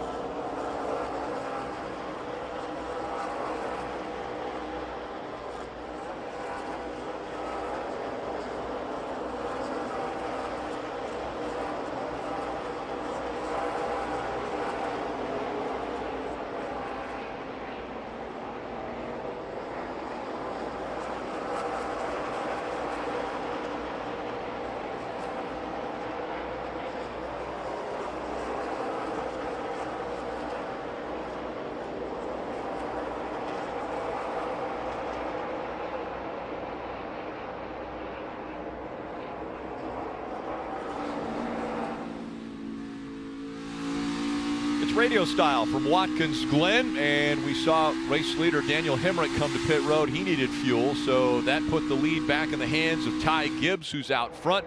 Brandon Jones running second. How does the strategy come into play here, Steve, now for Ty Gibbs? Well, all of these leaders pitted at lap 49, which is uncomfortably far for their fuel tanks. So the 54 now has the lead. I believe he's just going to try to work his fuel and try to save a little bit. Let's listen into their radio. Basically just what you were doing at the end of the last stage, you know, saving fuel in the braking zone, and if you stretch them out, so be it. But just try to watch those braking zones, save fuel where you can. Like I said, all we need is half a lap, or if we get a caution, we'll be good. All right, so let's unpack that. Let's start with the caution. If we get a caution, we're good. That's because cautions, you burn about half as much gas. So if you run 2 or 3 caution flag laps, you're saving gas.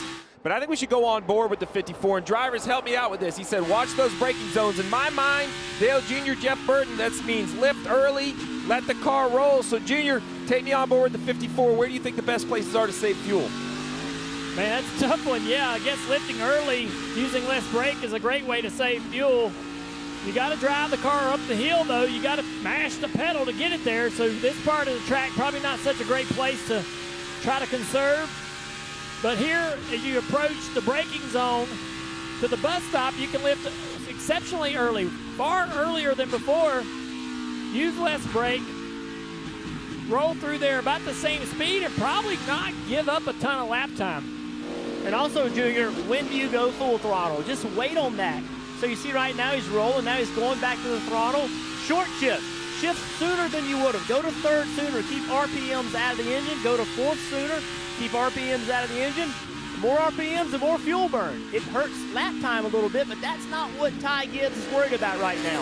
What he's worried about is making fuel, right, Steve? That's what we call it, man. Find a way to make this car go around the racetrack using less fuel.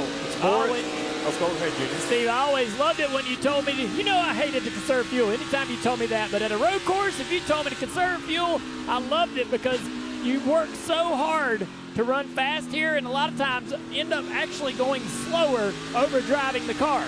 So when you say save fuel, a driver can actually back it down a little bit, take it easy, use less brake, beat the car up less, have more race car for yourself, brakes and all those things late in the race, and probably run just as quick, if not quicker.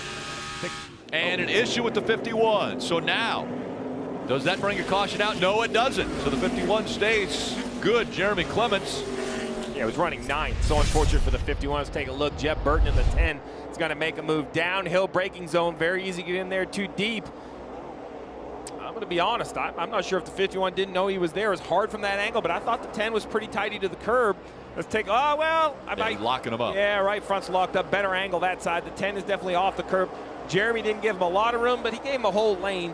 And I want to go back to that Ty Gibbs conversation about saving gas. Just remember, that's a young man who's 18 years old. 18. So that's a lot to take in. This is more than just how fast can you go. He's doing all of this trying to win another Xfinity Series race. It's more than just steering and braking. You have to really manage the entire race. Steve, but I do believe this. I believe the young driver, Ty Gibbs, has been around the sport forever. He knows these strategies. He's sat on the pit box and watched these things happen with Kyle Busch, with Denny Hamlin, with Martin Truex. He's been around this sport forever, so he understands the play, right? It's just the crew chief's job to make sure he communicates it properly. Ty's seen this happen multiple times. Now he just has to execute it. Looks in the mirror as we take a look at the Toyota driver update. Started this race in 13th. We saw him have a great battle with A.J. Allmendinger, a veteran. Now he's up front, running and pacing this field with Brandon Jones behind him.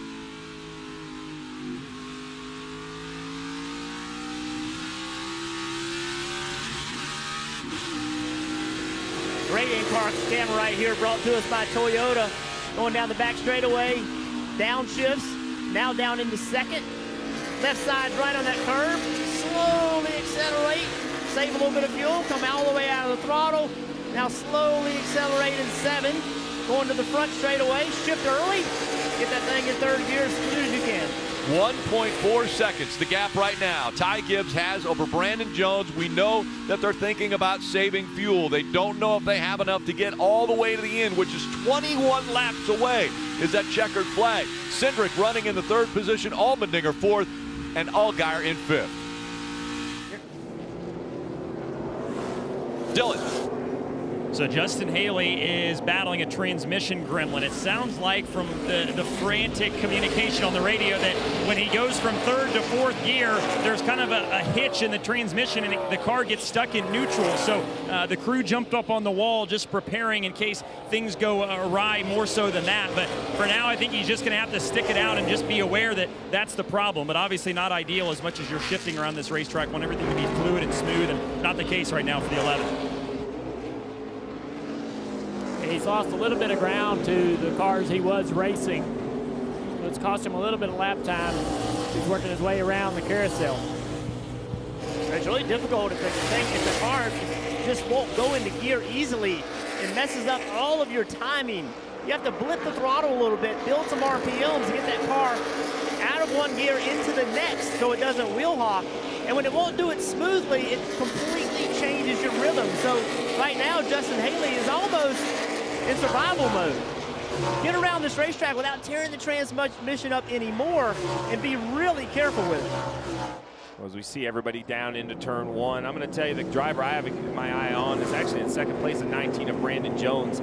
He's slowed down the pace a little bit. I believe he's gone into fuel conservation mode. I think he's letting Ty Gibbs go out there. You see the gap, 2.5 seconds. So he's thinking, hey, I got to make sure I can get this thing to the finish. He's not the only one that has backed that race car up and has backed those lap times down. There are several drivers that have done the same thing, all trying to make sure they've got enough Tiger in the tank to get to the checker flag. There you see the 6 car, Munley again off racetrack. Gets it all back together and on track out of the carousel. Talking about Brandon Jones, Steve, what a great job by Brandon Jones. He has been working really hard on his road course skills. Hasn't had the speed he's needed to have on the road courses. Good strategy today. Worked on the off week, get some time on some road course stuff. Ran the ARCA race yesterday, just working hard to improve the skill. Brandon Jones trying to stay positive. Actually, his first vehicle was a big red Dodge truck, and of course, a kid with a big red Dodge truck would name it Clifford, wouldn't he? But Brandon Jones right now holding on to that second spot with Austin Cindric back behind him in third. Austin Cindric trying to put on the pressure, trying to catch Brandon Jones, and quite frankly, I'm surprised that Cindric's not been able to do that unless he too is in fuel savings mode. But right now, he seems to content to ride behind the 19 of Jones, running in third, almost 4 seconds behind the race leader in Ty Gibbs. They close in on the bus stop here, downshifting, up on top of the curbs, closes in a little bit on that 19 car. Good drive off, more gain there into the carousel. This 19 car needs to look in the mirror on corner exit. He's going to see it's getting busy back there. We've spoken a lot about saving fuel, but what about just saving tire? With 19 to go, the chances this thing is going to go green, I think it's pretty slim. It's a road course. How can you go that far on a road course without a caution? So maybe some of these drivers are not only saving fuel, but just taking it easy on tires, so for a late race restart, they got the best shot without having to pit. A couple spots back and 9 seconds back from Brandon Jones is Allgaier. Dylan. And he's falling back and not by design, so he's maybe got a potential problem here. He thought it was, Justin thought it was maybe a brake issue at first, as you see the lock up there in the big screen. Now he feels like it's maybe a tire coming apart. Whatever it is, it's something that's very inconsistent. It's making the car very hard to drive, very hard to predict, and Justin may be coming in here just to try to make sure that they can keep this car in one piece to the end. Well, let's follow him now, Dylan. He comes into turn 2. Harrison Burton now has gotten by. Allgaier's just trying to hang on, maybe get back to pit road. Oh, and the car's fishtailing a bit at the top of the hill. And now he's got pressure from Justin Haley. Haley now in the 11 is going to look to the inside of Allgaier as they're all stacked up now up the back straightaway. Haley's in position here to take this spot. No, they're going to race side by side through there again, but the lap traffic's going to get used as a pick and allow that 11 car to get through. The 7, man, he is fighting hard all over the racetrack. No grip in that car right now. Yeah, Allgaier clearly with a problem. Car's falling back on speed a lot. You saw how much it was moving around. He's got his hands full, and look at the pace he's already lost. Now Brandon Jones on pit road, Steve. Brandon Jones must have finally given up the ghost on the fuel savings or has an issue. We'll have to wait and see. I thought they were going to at least try to go all the way on fuel with 17 laps to go. It's an odd time to come, Parker, unless you just feel come now in case the yellow comes out. believe that there's a consensus amongst the Joe Gibbs cars and the 22 that was following them that they didn't have the fuel. As you see, the fuel comes out there. They're going to do tires. Thought this would be more of a splash on the 19 here. As you see, also the 7 of Justin Allgaier on pit road as well. Yeah, and so that problem they deemed was not going to make it. The car was not going to make it, so wanted to bring him down pit road just to be safe. So obviously this will make him good on fuel, but they're going to lose a lot of track position here. They just hope that everything can cycle back in their favor. The problem, Rick, is if the yellow comes out, I believe the leaders are going to stay out and save gas. So we're going to check when we come back. We'll go NASCAR nonstop.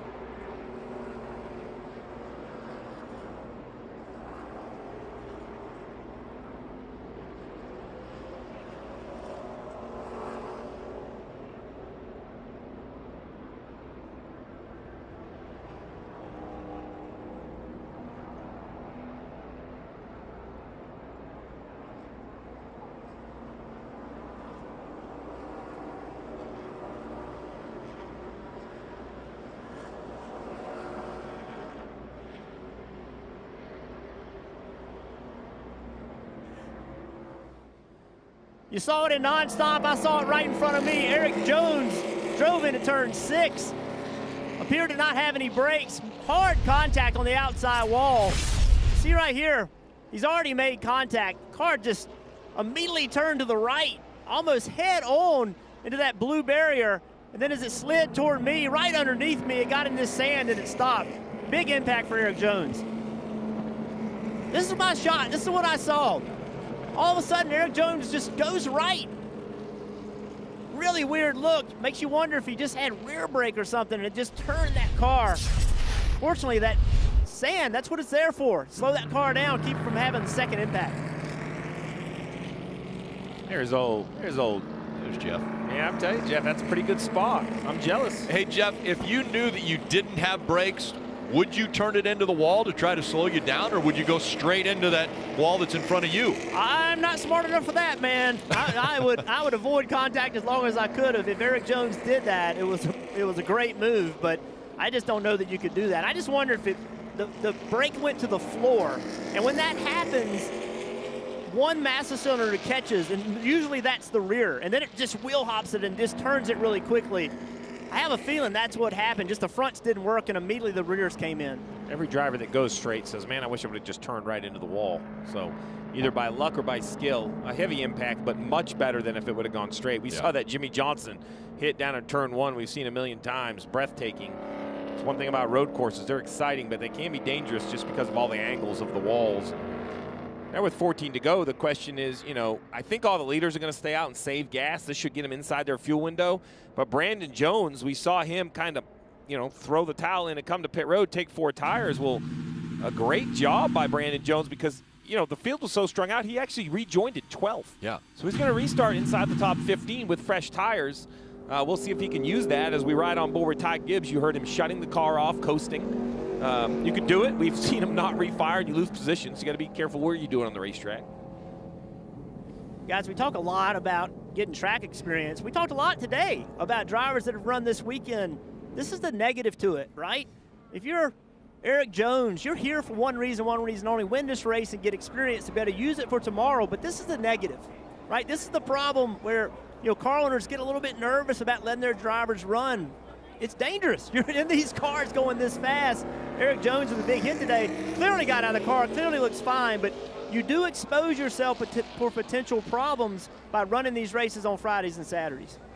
Yeah, Rick, I mean, Jeff, that is absolutely, you know, the concern of a car owner to see your guy out here. But with no practice of qualifying, I think the rhythm of the track does kind of take precedent. I think it was good for Eric Jones to be out here. You see, I'm not sure if that's a nervous car owner. I'm betting it's a nervous grandfather.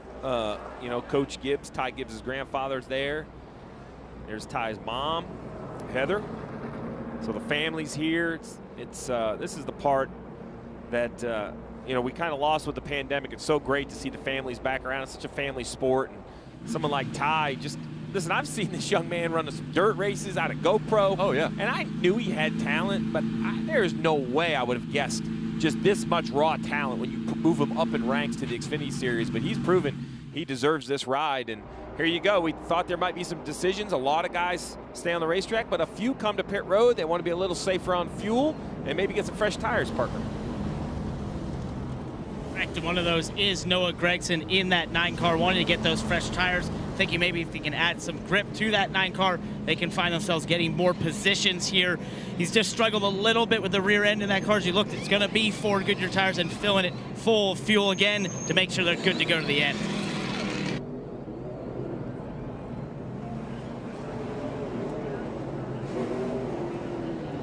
Pretty busy on pit road. You see it. You know, one thing we haven't talked about is as you look up pit road, you know, the second half starts to go downhill. We have had a couple speeding penalties down in section 2, and I wonder if sometimes, you know, just the momentum kind of, you know, when you set cruise control in your car, next thing you know, you go down the hill in the interstate, you're going a little quicker. I wonder if it doesn't catch a few drivers off guard the last couple sections on pit road. Hey, that's never worked for me trying to get out of the ticket. Never worked. It was downhill. So while this race is going on, qualifying was taking place in Nashville for the NTT IndyCar Series. Their first race there, the Nashville Grand Prix. And 21-year-old Colton Herta really put on a show in qualifying. He was able to win the pole, so he will start up front. Scott Dixon will be beside him in the front row to start the very first road race there in Nashville, which would be excellent tomorrow after the Cup race from right here at the Glen. Here's the schedule of what's going to take place on NBCSN at 2 o'clock. Countdown to green here. Then racing from the Glen. Again, that 1-year hiatus from last year. So back here at the Glen for the Cup Series. And then over to IndyCar Music City Grand Prix from Nashville. So looking forward to that incredible race. And if you think tomorrow's going to be great, because it is with 2 great races, a week from tomorrow, we're going to have Indy with both IndyCar and NASCAR on the same circuit on the same weekend. So I'm excited to go up there. I get to play half fan, half commentator, get to commentate the NASCAR stuff, but get to watch the IndyCar race. Okay, speaking of fan, I know you're a fan of cars, so Mecum Auctions is taking on Monterey as far as they are there. On Thursday, it's on Peacock, so you've got to start off on Peacock. Looking forward to that. Now, Steve, one of the cars that's going to be up for sale is a 1952 Ferrari 340 America. So what would your opening bid be for that car? Well, my opening bid, I'd start at, an affordable $5,000, Rick, because that's probably all I can afford. But I think I'm going to be a little short. Well, you'd only be about $4,995,000 off of what the value of that car is right now. $5 million it's going to be up on the auction block. That's why I love watching these Mecum auctions is first of all, I'm a car buff. I love cars, but every car has a story. And you start talking about some of these beautiful foreign and domestic, these great cars that come across the block. They do such a great job telling the story. I mean, how about a little Carroll Shelby? Oh, yeah. There's going to be some Carroll Shelby action going across the stage, which those are outside of our price tag too, Rick. Hey, Burton, can we get a loan? We're thinking about making some bids. No. That was awful quick, too. Man. All right. Great. 12 to go. Supra about to make the right turn and go on to pit road. The field in the hands right now of Ty Gibbs. Cindric will be on his inside as they get ready to dive into turn number 1. So have they saved enough fuel? I think at this point, 13 to go, you got to assume you're good. It's time to go. How fast can you go? Side by side and the restart. 12 laps to go from the Glen. Ty Gibbs with a great restart. Now here comes Cindric to the inside. They fight door to door as they go through 1. And way out wide goes Gibbs. Can he keep it in line? It's Cindric who's up front. Austin Cindric back to the lead. Gibbs back to second. And here comes A.J. Allmendinger. It's a huge knot of cars for the lead on back. Cindric has gotten the lead. The question is, can he get away from everybody else? Not if Ty Gibbs has anything to say about it. Gibbs is all over the 22, trying to regain that lead.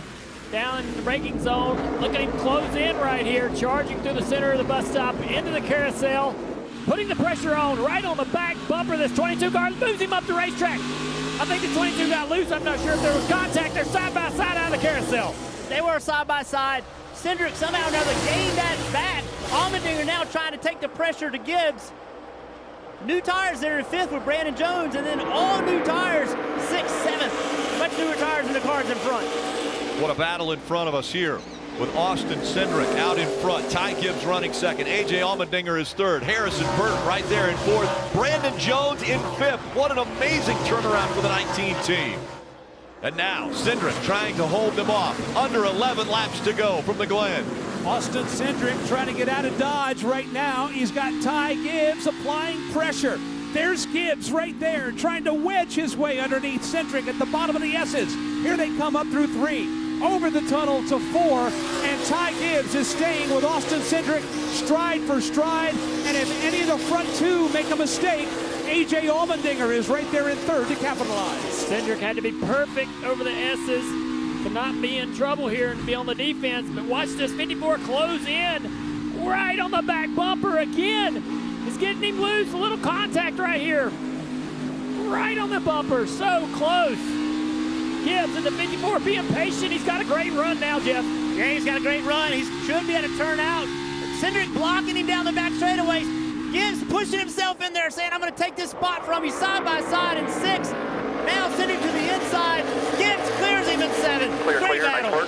by 1.5. An amazing move by the 18-year-old Cindric and Allmendinger, the favorites. Not so fast. Ty Gibbs proves it.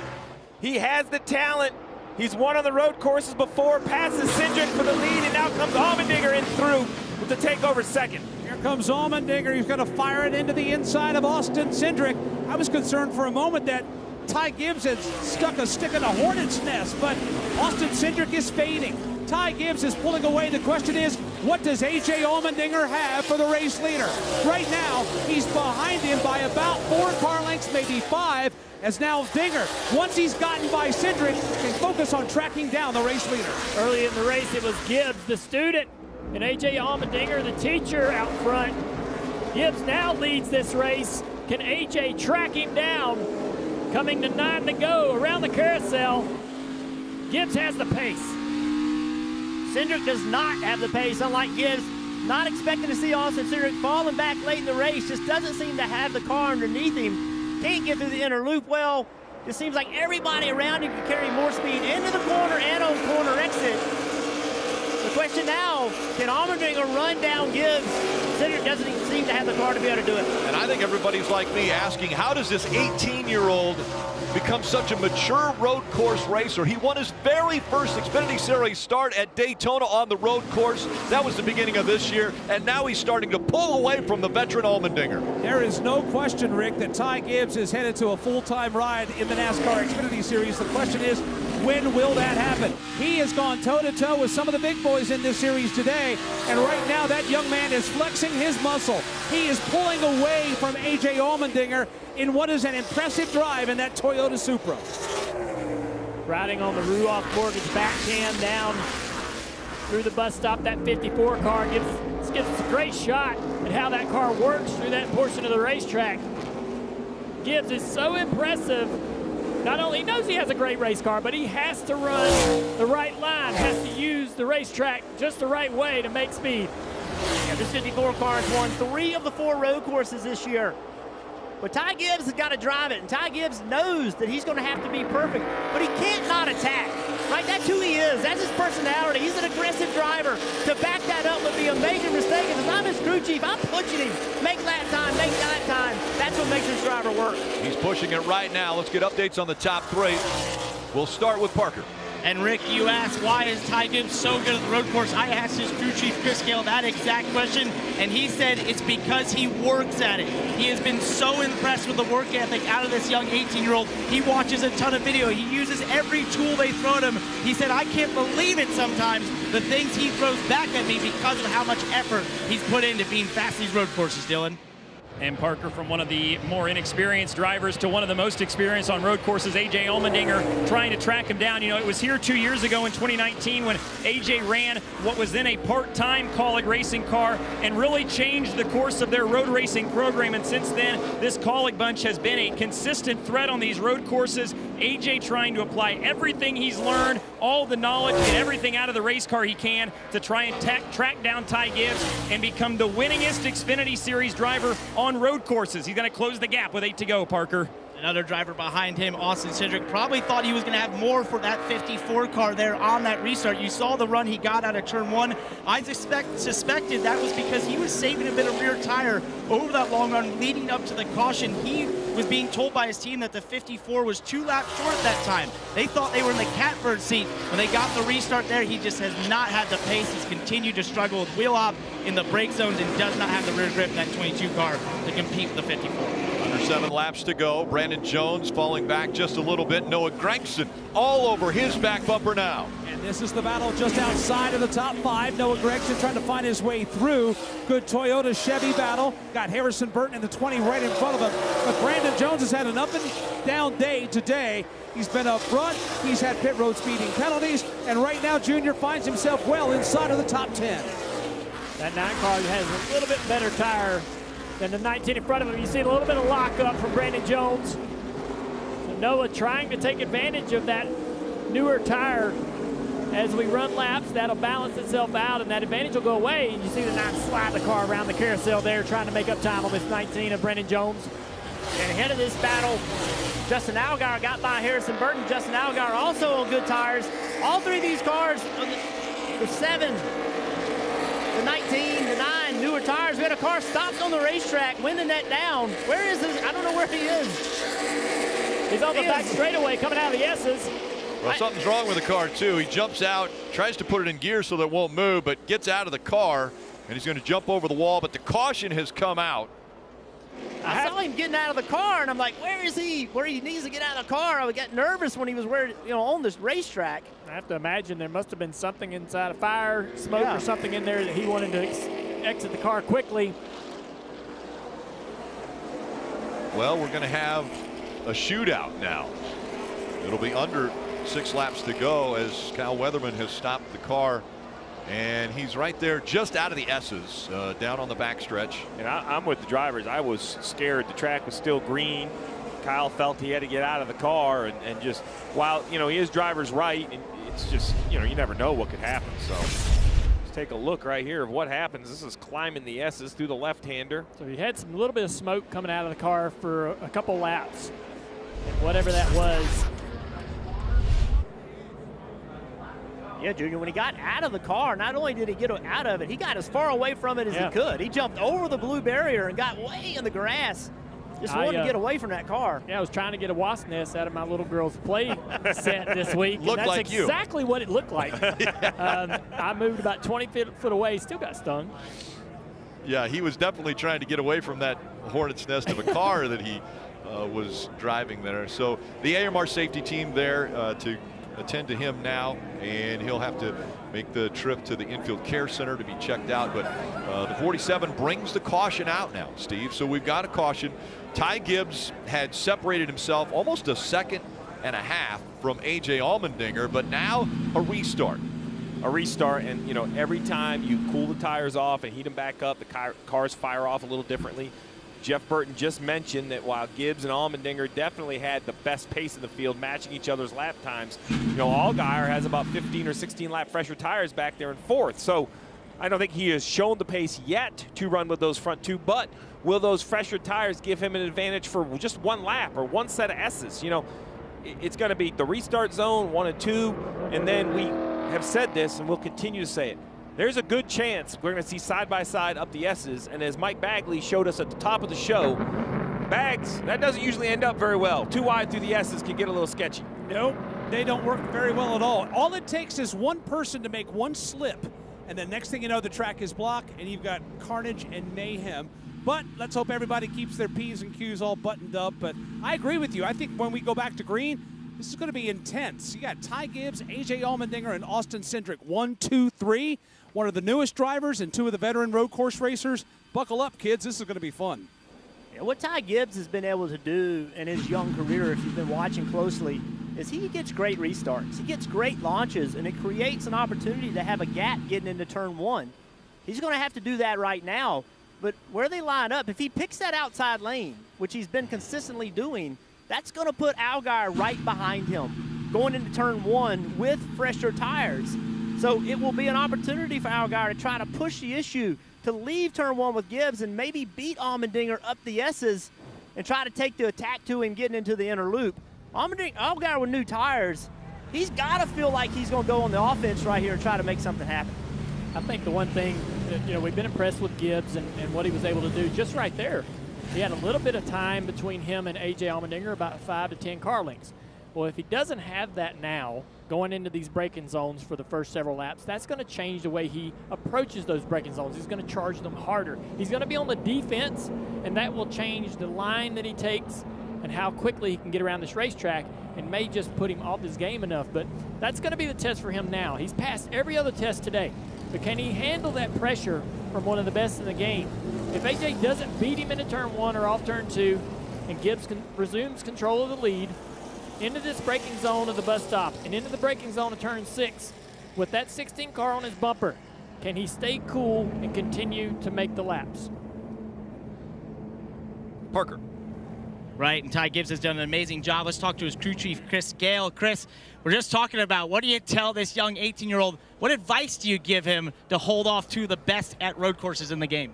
Yeah, we've been talking about restart lane a little bit on Channel 2 and what to do there. And I think that's the big thing. Right now you got the 16, and do you want to give him the bottom to be able to control the turn 1 braking zone or not? So I think Ty knows what to do. They've talked about it a little bit, and I think he'll be good. I don't think he's looking like a rookie at all today, right? Not at all. He definitely looked really good. And just remember, guys, he chose outside last time. Let's see if he does it again. And when he chose outside last time, he actually lost the lead on that outside choice because he went a little bit wide after turn number 1. All right, let's bring the guys in from around the track. Bagman, so when they come up to the S's, who's it going to be? Is it going to be Gibbs? Is it going to be Allmendinger? Or will it be Cindric or Allgaier? You know, normally I'd go Allmendinger and Cindric, but with what I've seen out of Ty Gibbs today, no question. Ty Gibbs has this race won. Mark it. I have to agree, Ty Gibbs, even if he loses control of the race on this restart, I think he gets it back and wins this race. I ain't agreeing with both of you, but I got 2. I think Ty Gibbs is going to be the guy. Hey, but you know what? Don't forget about the pace car. With a late race restart on road course, pretty sure we'll see another caution. I'm a contrarian. I think Ty Gibbs can win it, but I'm expecting contact. I'm looking for some surprise finish. I think this so easy to overdrive and overbrake turn 1, although I do love the 54 starting driver's right. You know what that's called, Rick? An answer with no answer. See, I didn't have to give a pick. And Burton actually I think he said that the pace car was going to win. Yeah. I said, keep your eye on the pace car. No, we're hoping we don't see that again. 4 laps to go from the Glen. All right. Gibbs has chose the inside line. Allmendinger on the outside. Green flag back in the air. Gibbs with a great restart. He's got the preferred line as they dive into turn number 1. Gloves are off here at Watkins Glen. Ty Gibbs to the inside. Here comes A.J. Allmendinger around Daniel Hemrick again in turn number 1. They all sorted out while up front. Allmendinger has gotten by Gibbs for the lead. It's Dinger in first. Ty Gibbs in second. And here comes Austin Cindric in the 22 with Brandon Jones, Harrison Burton. It's a hornet's nest, or in the case of Dale Jr., a wasp nest headed to the inner loop. You have to wonder why Ty Gibbs chose the inside line there. He learned earlier in the race that did not work. And again, the 16 of A.J. Allmendinger takes the lead, but this 54 is fighting back, trying to put the pressure on and make up that lost ground. You said it, Junior. You felt like even if he lost the lead, he could gain it back. Look at all this contact.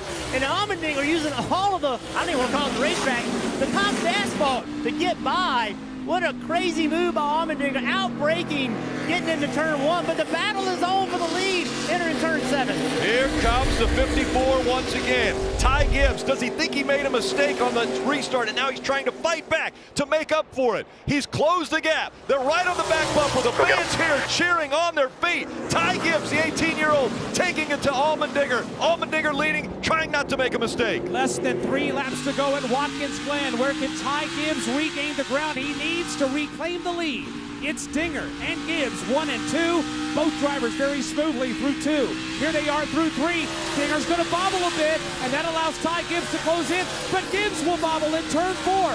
Battle for the lead, exits 4 and races up the back straightaway. A.J. Allmendinger's been strong at the first half of this racetrack, but the second half, coming out of this bus stop and through the carousel, where he struggled, and you see the 54 car close that gap. Right here, A.J.'s on the defense. The 54 tries to get close enough. He's got a little arrow tight right there. Lost a little bit of ground. But that exposes A.J. Here we go. Ty Gibbs on the outside of A.J. Allmendinger down the back straightaway. Oh, we got a spinner behind him. Battle still for the lead. Ty Gibbs clears Allmendinger in turn 6. Ty Gibbs out front. Remember what happened at the end of stage 2, though. Ty Gibbs was running in the second position, thought he could catch up to, at the time, Austin Cindric and get by him. Allmendinger now in that position. 2 laps to go here at the Glen, and Ty Gibbs is up front. Less than 5 laps to go. Can Ty Gibbs have the poise and the maturity to hang on to this lead? He's got one of the best road course racers in NASCAR right behind him. He's also got Austin Cindric and Justin Allgaier there as well. It's a 4-car breakaway for the win. We're less than 2 laps to go, and Ty Gibbs is trying to pull away. He's straining to pull away, and he'll do it by 2 car lengths, but is that enough to claim this win? A.J. Allmendinger does not want to lose any ground to this 54 car. He wants to be able to be close enough to put the pressure on, but this 54 just inching away further and further, getting more and more comfortable. When he looks in the mirror and he sees that he's put another car length here and another car length there, that builds confidence for Ty Gibbs. Ty Gibbs has the best car right now. A.J. Allmendinger is pushing all he can, but just can't make ground, and he knows he's got more experience. He's won a cup race here, but the young driver is driving away from him. It's so frustrating for A.J. Allmendinger to be in that car watching that 54 car get smaller.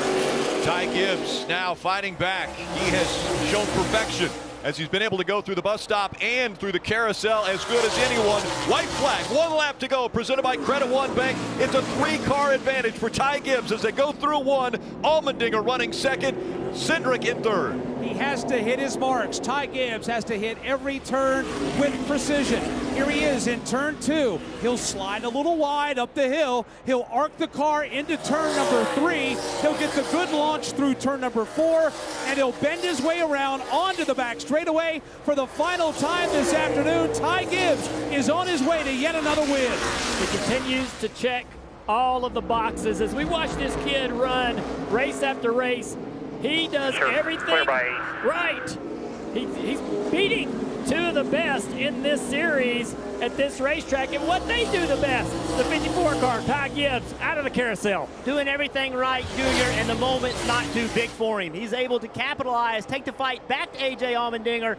He's cruising, just no mistakes, and this checker flag is his. He has risen to the occasion, as you mentioned, beating the best today at the Glen, out of 7 for the final time. Ty Gibbs will see the crowd rise. The 18-year-old is going to win at the Glen. Way to fight all day, buddy. Good job. He got the dog. Yeah!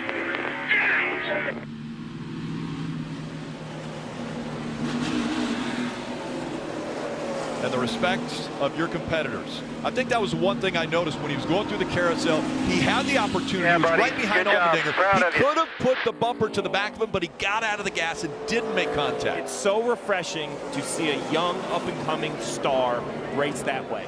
There was a moment in time where pushing and shoving became the norm. Ty Gibbs has showed up on the scene. He's consistently won, and he has done it in just a meticulous sort of way, like a surgeon, piece by piece, every single move. You saw the respect. I'm so impressed with what he does and so impressed with the race that this track continues to put on. This is just his 10th start in the Xfinity Series. 3rd win already, Steve. I know you're a numbers guy. That's 30%. 30% of your races, he's gone to victory lane. It's impressive. I mean, we knew he was going to get the opportunity.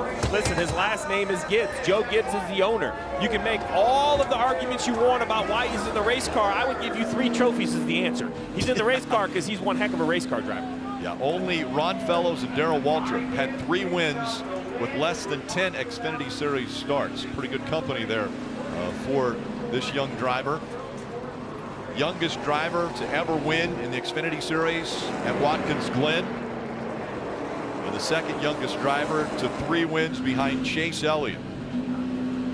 Pretty good company. And I love his emotion. You know, that win at Daytona, we saw him tear up and talk about how much that win meant to him. And I think Jeff Burton Pratt said it the best. You know, the moment wasn't too big. He lost the lead. That's going to happen. He lost the lead to AJ Allmendinger, but he battled back. And the crowd here, they got a show. And he's going to put another one on now for him. Right here just past the finish line. Lights him up.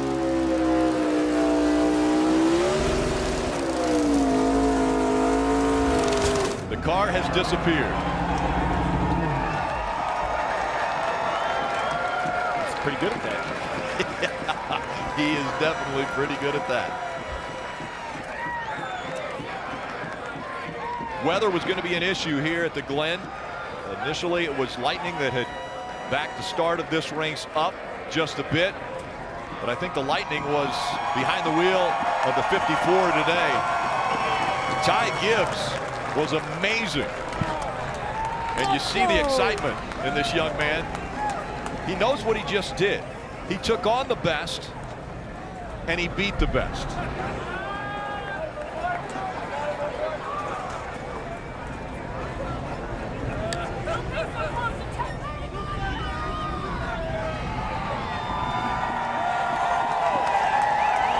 Crowd's letting him know they appreciated what they saw.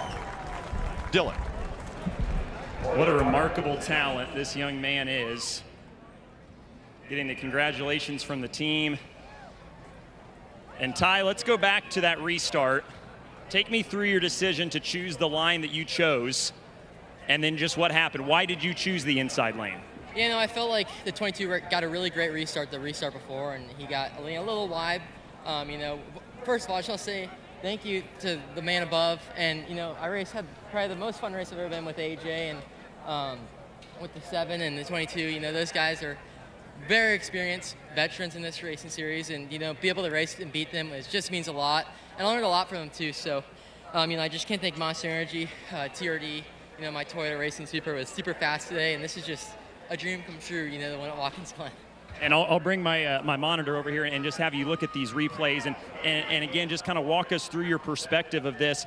I mean, AJ was all the way out there, obviously, and you lose the lead. How do you keep your composure in that instance, knowing that he got by you and just settling in and getting back up front? Yeah, I just feel like being in these situations kind of helps you and just getting more experience, you know. Those guys are so relaxed in this situation, so kind of just learning from them and, you know, this is just wonderful. I can't believe it. I was going to say, does it set in? Does it register? I mean, you just beat one of the guys as here's the crew coming in with the water bottles again. I mean, you just beat one of the best road course racers of this generation straight up. Yeah, you know, those two, 22 and, you know, AJ, the baddest dudes on the road course ever. And I don't even know how I'd be. You know, my guys worked so hard and did such a good job. We just had a really good, just a great race. I'm just lost of words right now. I'm tired. This is just awesome. What a show it was. Third win for Ty Gibbs in 10 starts. He scores again today at Watkins Glen. What a day. You see the rubber behind the car too, by the way. What a burnout that was. The rear tires are down on that one. He had to battle back multiple times. It wasn't that Ty Gibbs was the dominant car and he was out front all the time. He lost the lead on 2 restarts and was able to gain it back and just show the maturity of this 18-year-old as he gets the win at the Glen.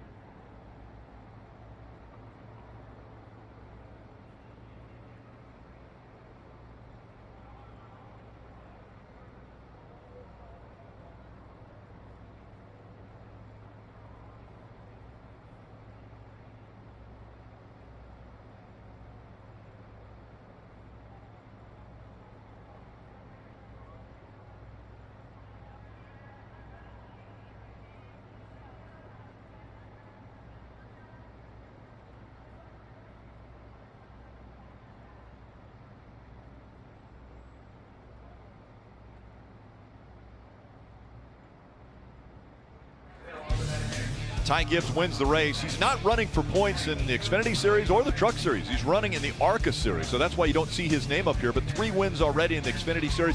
Here's a look at the playoff standings with 6 races to go in the regular season. Yeah, so still 5 names in yellow. I really look at the right side. Michael Annett in 12, plus 30 over Riley Herbst. Annett coming back from that leg injury that required surgery, missed a couple races. He came back. We didn't say his name much today, but a solid 11th, right? Got some stage points. Anytime you come back from injury, I think you just kind of want to put a solid day in. That's what Michael Annett did, and it still continues to hold that last playoff spot with 6 races remaining in the regular season. So Allmendinger, you see him there in second. He finished second in this race. Let's hear from him. Just moments ago, Parker caught up with it. AJ Allmendinger put up a heck of a fight against that 54 car. What more did you need? You got to the lead. You just couldn't hold them off. It's a fast car. Like, it's got about 10 wins, and Ty was doing a great job. So, yeah, we just needed a little bit. You know, we weren't very good a couple years ago, so we went with a completely different setup. It was pretty good. The Hyper-Rise Chevy was pretty solid. Second best race car, unfortunately. We know, I mean, Gibbs is tough, and that 54 car all year has been tough. And Ty did a great job. He was clean, made a great move on me. I couldn't really do anything to defend it, but proud of everybody at College Racing. And this Hyper-Rise Chevy, I like what we have for Indy next week. I wasn't sure about this, so I'm ready to go win at the Brickyard. Just talk to me about that last restart. You went to the outside there, got the lead. Did you think he had it just getting that clean air? No, I needed him to lose about 3 more spots. If that could have happened, he got in deep, and I got in, and he was carrying all the speed, so I just throttled up on the outside, cleared him. But like, I knew how good he was, especially through the carousel and through the last couple of corners. So that car had a lot of rear grip, and he used it. But congratulations. I mean, fantastic job by him. Proud of everybody at College Racing. Solid day. It sucks when you come in second, but we fought hard and good points, and you know, this is what we need to kickstart going into the playoffs. Great fight by the 16 team, AJ Allmendinger. Steve, I think it's unanimous as we see the 54 of Ty Gibbs pulling in.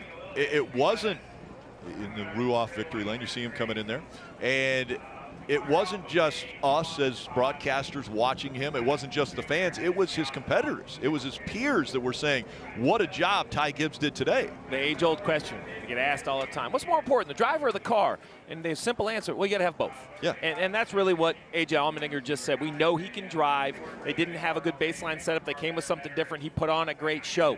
He said it in his interview. He said how fast the 54 was, but he was not going to not give the credit to the driver. He saw what Ty Gibbs did, and that's really the big thing for me. It's one thing to have a good car. It's one thing to be fast. It's another thing to close, to win in the moments, especially when, I won't say he made a mistake, but he lost control of the race. He could have easily panicked. He held his composure together, continued to put great laps together. The second half of this course, from the bus stop through the carousel, Ty Gibbs was unbelievable, and he made it pay. All right, let's bring the guys in from around the track. Bagman, Junior, Jeff. So, Bagman, you saw him through the S's, and just what an incredible performance we saw this young man. Oh, it was amazing, and Stevie just capsulized it perfectly. We're watching this young man mature right in front of us. I mean, we talk A.J. Allmendinger, we talk Austin Cindric. Ty Gibbs has forged his way onto this Xfinity Series scene, and he's done it with authority. He's done it with poise. He is maturing right in front of our eyes. This young man has got a long future ahead in this sport, and especially in this series. Yeah, I love when we come to the road courses, and we know who's going to be great here. We know AJ and Cindric are going to be up front, but I'd love to see somebody come in there and be part of that battle, and if not, upset that battle, and that's what happened today. So pretty entertaining race from that standpoint, to see those guys that we typically see dominate here be challenged. And we're also seeing, like you say, Ty Gibbs go through the motions of working his way up through the ranks. He still races in the ARCA Series. He has a lot going on there with a little bit of a battle. And, you know, we see him sort of learn on the fly when to use the bumper, when not to use the bumper, when it's okay to be aggressive, when you have enough cars that you don't need to be aggressive, which is pretty much what he did today. So it'll be fun to see him continue to go through these processes of working his way through this series. I think he comes into this series, becomes a full-time driver, and we get to enjoy watching him kind of learn more and become a complete driver in the next couple of years. Ty Gibbs is a real deal. It's just that simple. I mean, you look at the age he is, you look at the experience he has, the world's in front of him. And he's been criticized at times for being too aggressive, but he's working himself through that. That's what young drivers do. He didn't win this race today by moving anybody out of the way. He went and took it. He went and took it from one of the best road racers. And AJ said, hey, his car was better than mine. But if you're AJ Allmendinger with all the experience and all the track time that you have, you know, a young guy like that, he needs a ton better car, but not Ty Gibbs today. Ty Gibbs certainly had a better car, but he did a great job driving. Look at the laps he led. He led the most laps. He dominated this race. He did everything he needed to do, and there's more coming. Like, this isn't the last win we're going to see from Ty Gibbs. He's a young guy, and he's maturing in front of our eyes, but how much maturity does he need? He's so close to where he needs to be right now. Don't change him. Let him be who he is. Let him keep doing what he's doing. He might make some people mad. He might not. So what? Just let him do him. And that's been the success so far. Let it keep going. And we wonder just how fast he will rise through the ranks. We mentioned Allmendinger and Cindric as being favorites. Cindric, we know, is headed to the 2-car next year. He'll be racing in the Cup Series. And so he's making the move up. Will Gibbs move up as quickly? We talked about Cindric. Let's hear from him. Parker was with him moments ago. Austin Cindric finishes third. Austin, I just saw you having a little conversation with Justin Allgaier there. What would you two discussing? Oh, just making sure we're happy with each other moving on. You know, he had newer tires, had a run on me at the end. Wasn't happy that I defended it, but I think we talk it out. I mean, he and I have raced each other long enough, so I'm not overly concerned about it. I don't think he is either. But overall, a good day for a car shop Ford Mustang. Not a great day. Took the lead on the restart and thought I did what I needed to, and felt like we played the restart lanes right all day, and just probably not quite good enough. You know, I feel like Ty saving fuel probably saved some tires and definitely put himself a step ahead of AJ and I at the end. I felt like AJ and I were fairly similar, and felt like maybe giving AJ a shot would give me an even better shot in being the guy in third, but that's how it goes. Ty did a good job, and he deserves a win. What were you guys lacking? I felt it was uncharacteristic for this 22 car to get the lead of a road course late and relinquish it. I mean, what was lacking in this car compared to that 54? Characteristic. I mean, we're finishing third, Parker. We want to stay. You guys you're great. I know the expectations are apparently very high, but no, it was a good day. We seem like we've been a little bit off on speed. I feel like, you know, the Gibbs guys, and I feel like Colleague and AJ have really stepped up. So I feel like we may have been searching in the wrong areas, you know, the last couple races, and have some good data points moving forward. So not the best, but you know, had a shot. 22 team, solid third place finish. A little work to do. What a great day of racing it was today from the Glen, the Xfinity Series, putting on a great show, as well as the drivers. And we look forward to tomorrow, 2 more great races. It'll be the Cup Series. We'll start off with Countdown to Green at 2 o'clock, racing here for the Cup Series at 3 o'clock. And then it's the IndyCar Series and the Music City Grand Prix from Nashville. That's going to be a great race. Steve, we look ahead to tomorrow and the Cup Series, and you throw out the name Chase Elliott. You have to say that he's the favorite, but is there someone out there like a Ty Gibbs that could come and spoil the show for him? That's the question, right? So today it was going to be A.J. Allmendinger and Austin Cindric. Not so fast. Ty Gibbs was the guy. Tomorrow, Chase Elliott. Or is it his teammate, Kyle Larson? We saw him win at Sonoma. Maybe Christopher Bell. He came through at Daytona. Or I even go farther down. What about William Byron? Right. He has yet to win on a road course, driving Hendrick equipment that's proved to be fast. I know that Chase Elliott's the favorite, but it will not be a gimme by any chance. I think there are some other drivers that can contend and push. Remember, 2 years since we've seen the Cup cars here. I think that makes a big difference. It's a pretty good perspective from around this racetrack. We bring the guys in once again from around the racetrack. We'll start with you, Bagman. What are you expecting tomorrow? Well, I heard everything that Stevie said. But when you've got a guy that's won 7 of the last 11 road course races, and he seems to be the king of the hill on these road course tracks, I'm going with Chase Elliott. To me, it's Chase against the rest of the field tomorrow. My odds go into the direction of the 9 car tomorrow. I have to disagree. I still think Chase is probably the best road course racer in the top team, but that gap has definitely closed. And I think the 5 car is going to be right there. The 19 car is going to be right there. It took Chase a little bit to really establish himself in a few of the road course races this year. It wasn't a clear, easy victory. And you got Kyle Busch deep in the field coming through. How's he going to work his way up to be a player in this? He's going to have the car, and we know he's got the talent, Jeff. Yeah, Chase Elliott's a favorite, but do we not forget the last 2 races? 2 surprise winners. Why is it we're not going to have a third? I think we are. I think these playoffs are going to get even tighter, going to put some pressure on the guys. You know, think about this. Think about Richard Childress Racing. 2 guys there at the bubble trying to keep themselves in the playoffs. Another new winner completely changes things. I expect to see it. The big question, who used the 2 weeks, right? We've had a little 2-week break. Now we're back to racing. That's right. Yeah, and again, only 3 spots left in the Cup Series as far as the playoffs. Well, this one was definitely eventful and a great show once again from the Glen. More NASCAR coverage available on NBCSports.com. You can join us again tomorrow. It's NASCAR from the Glen, IndyCar from Nashville. Next on CNBC is Shark Tank. Congratulations to Ty Gibbs winning here at the Glen.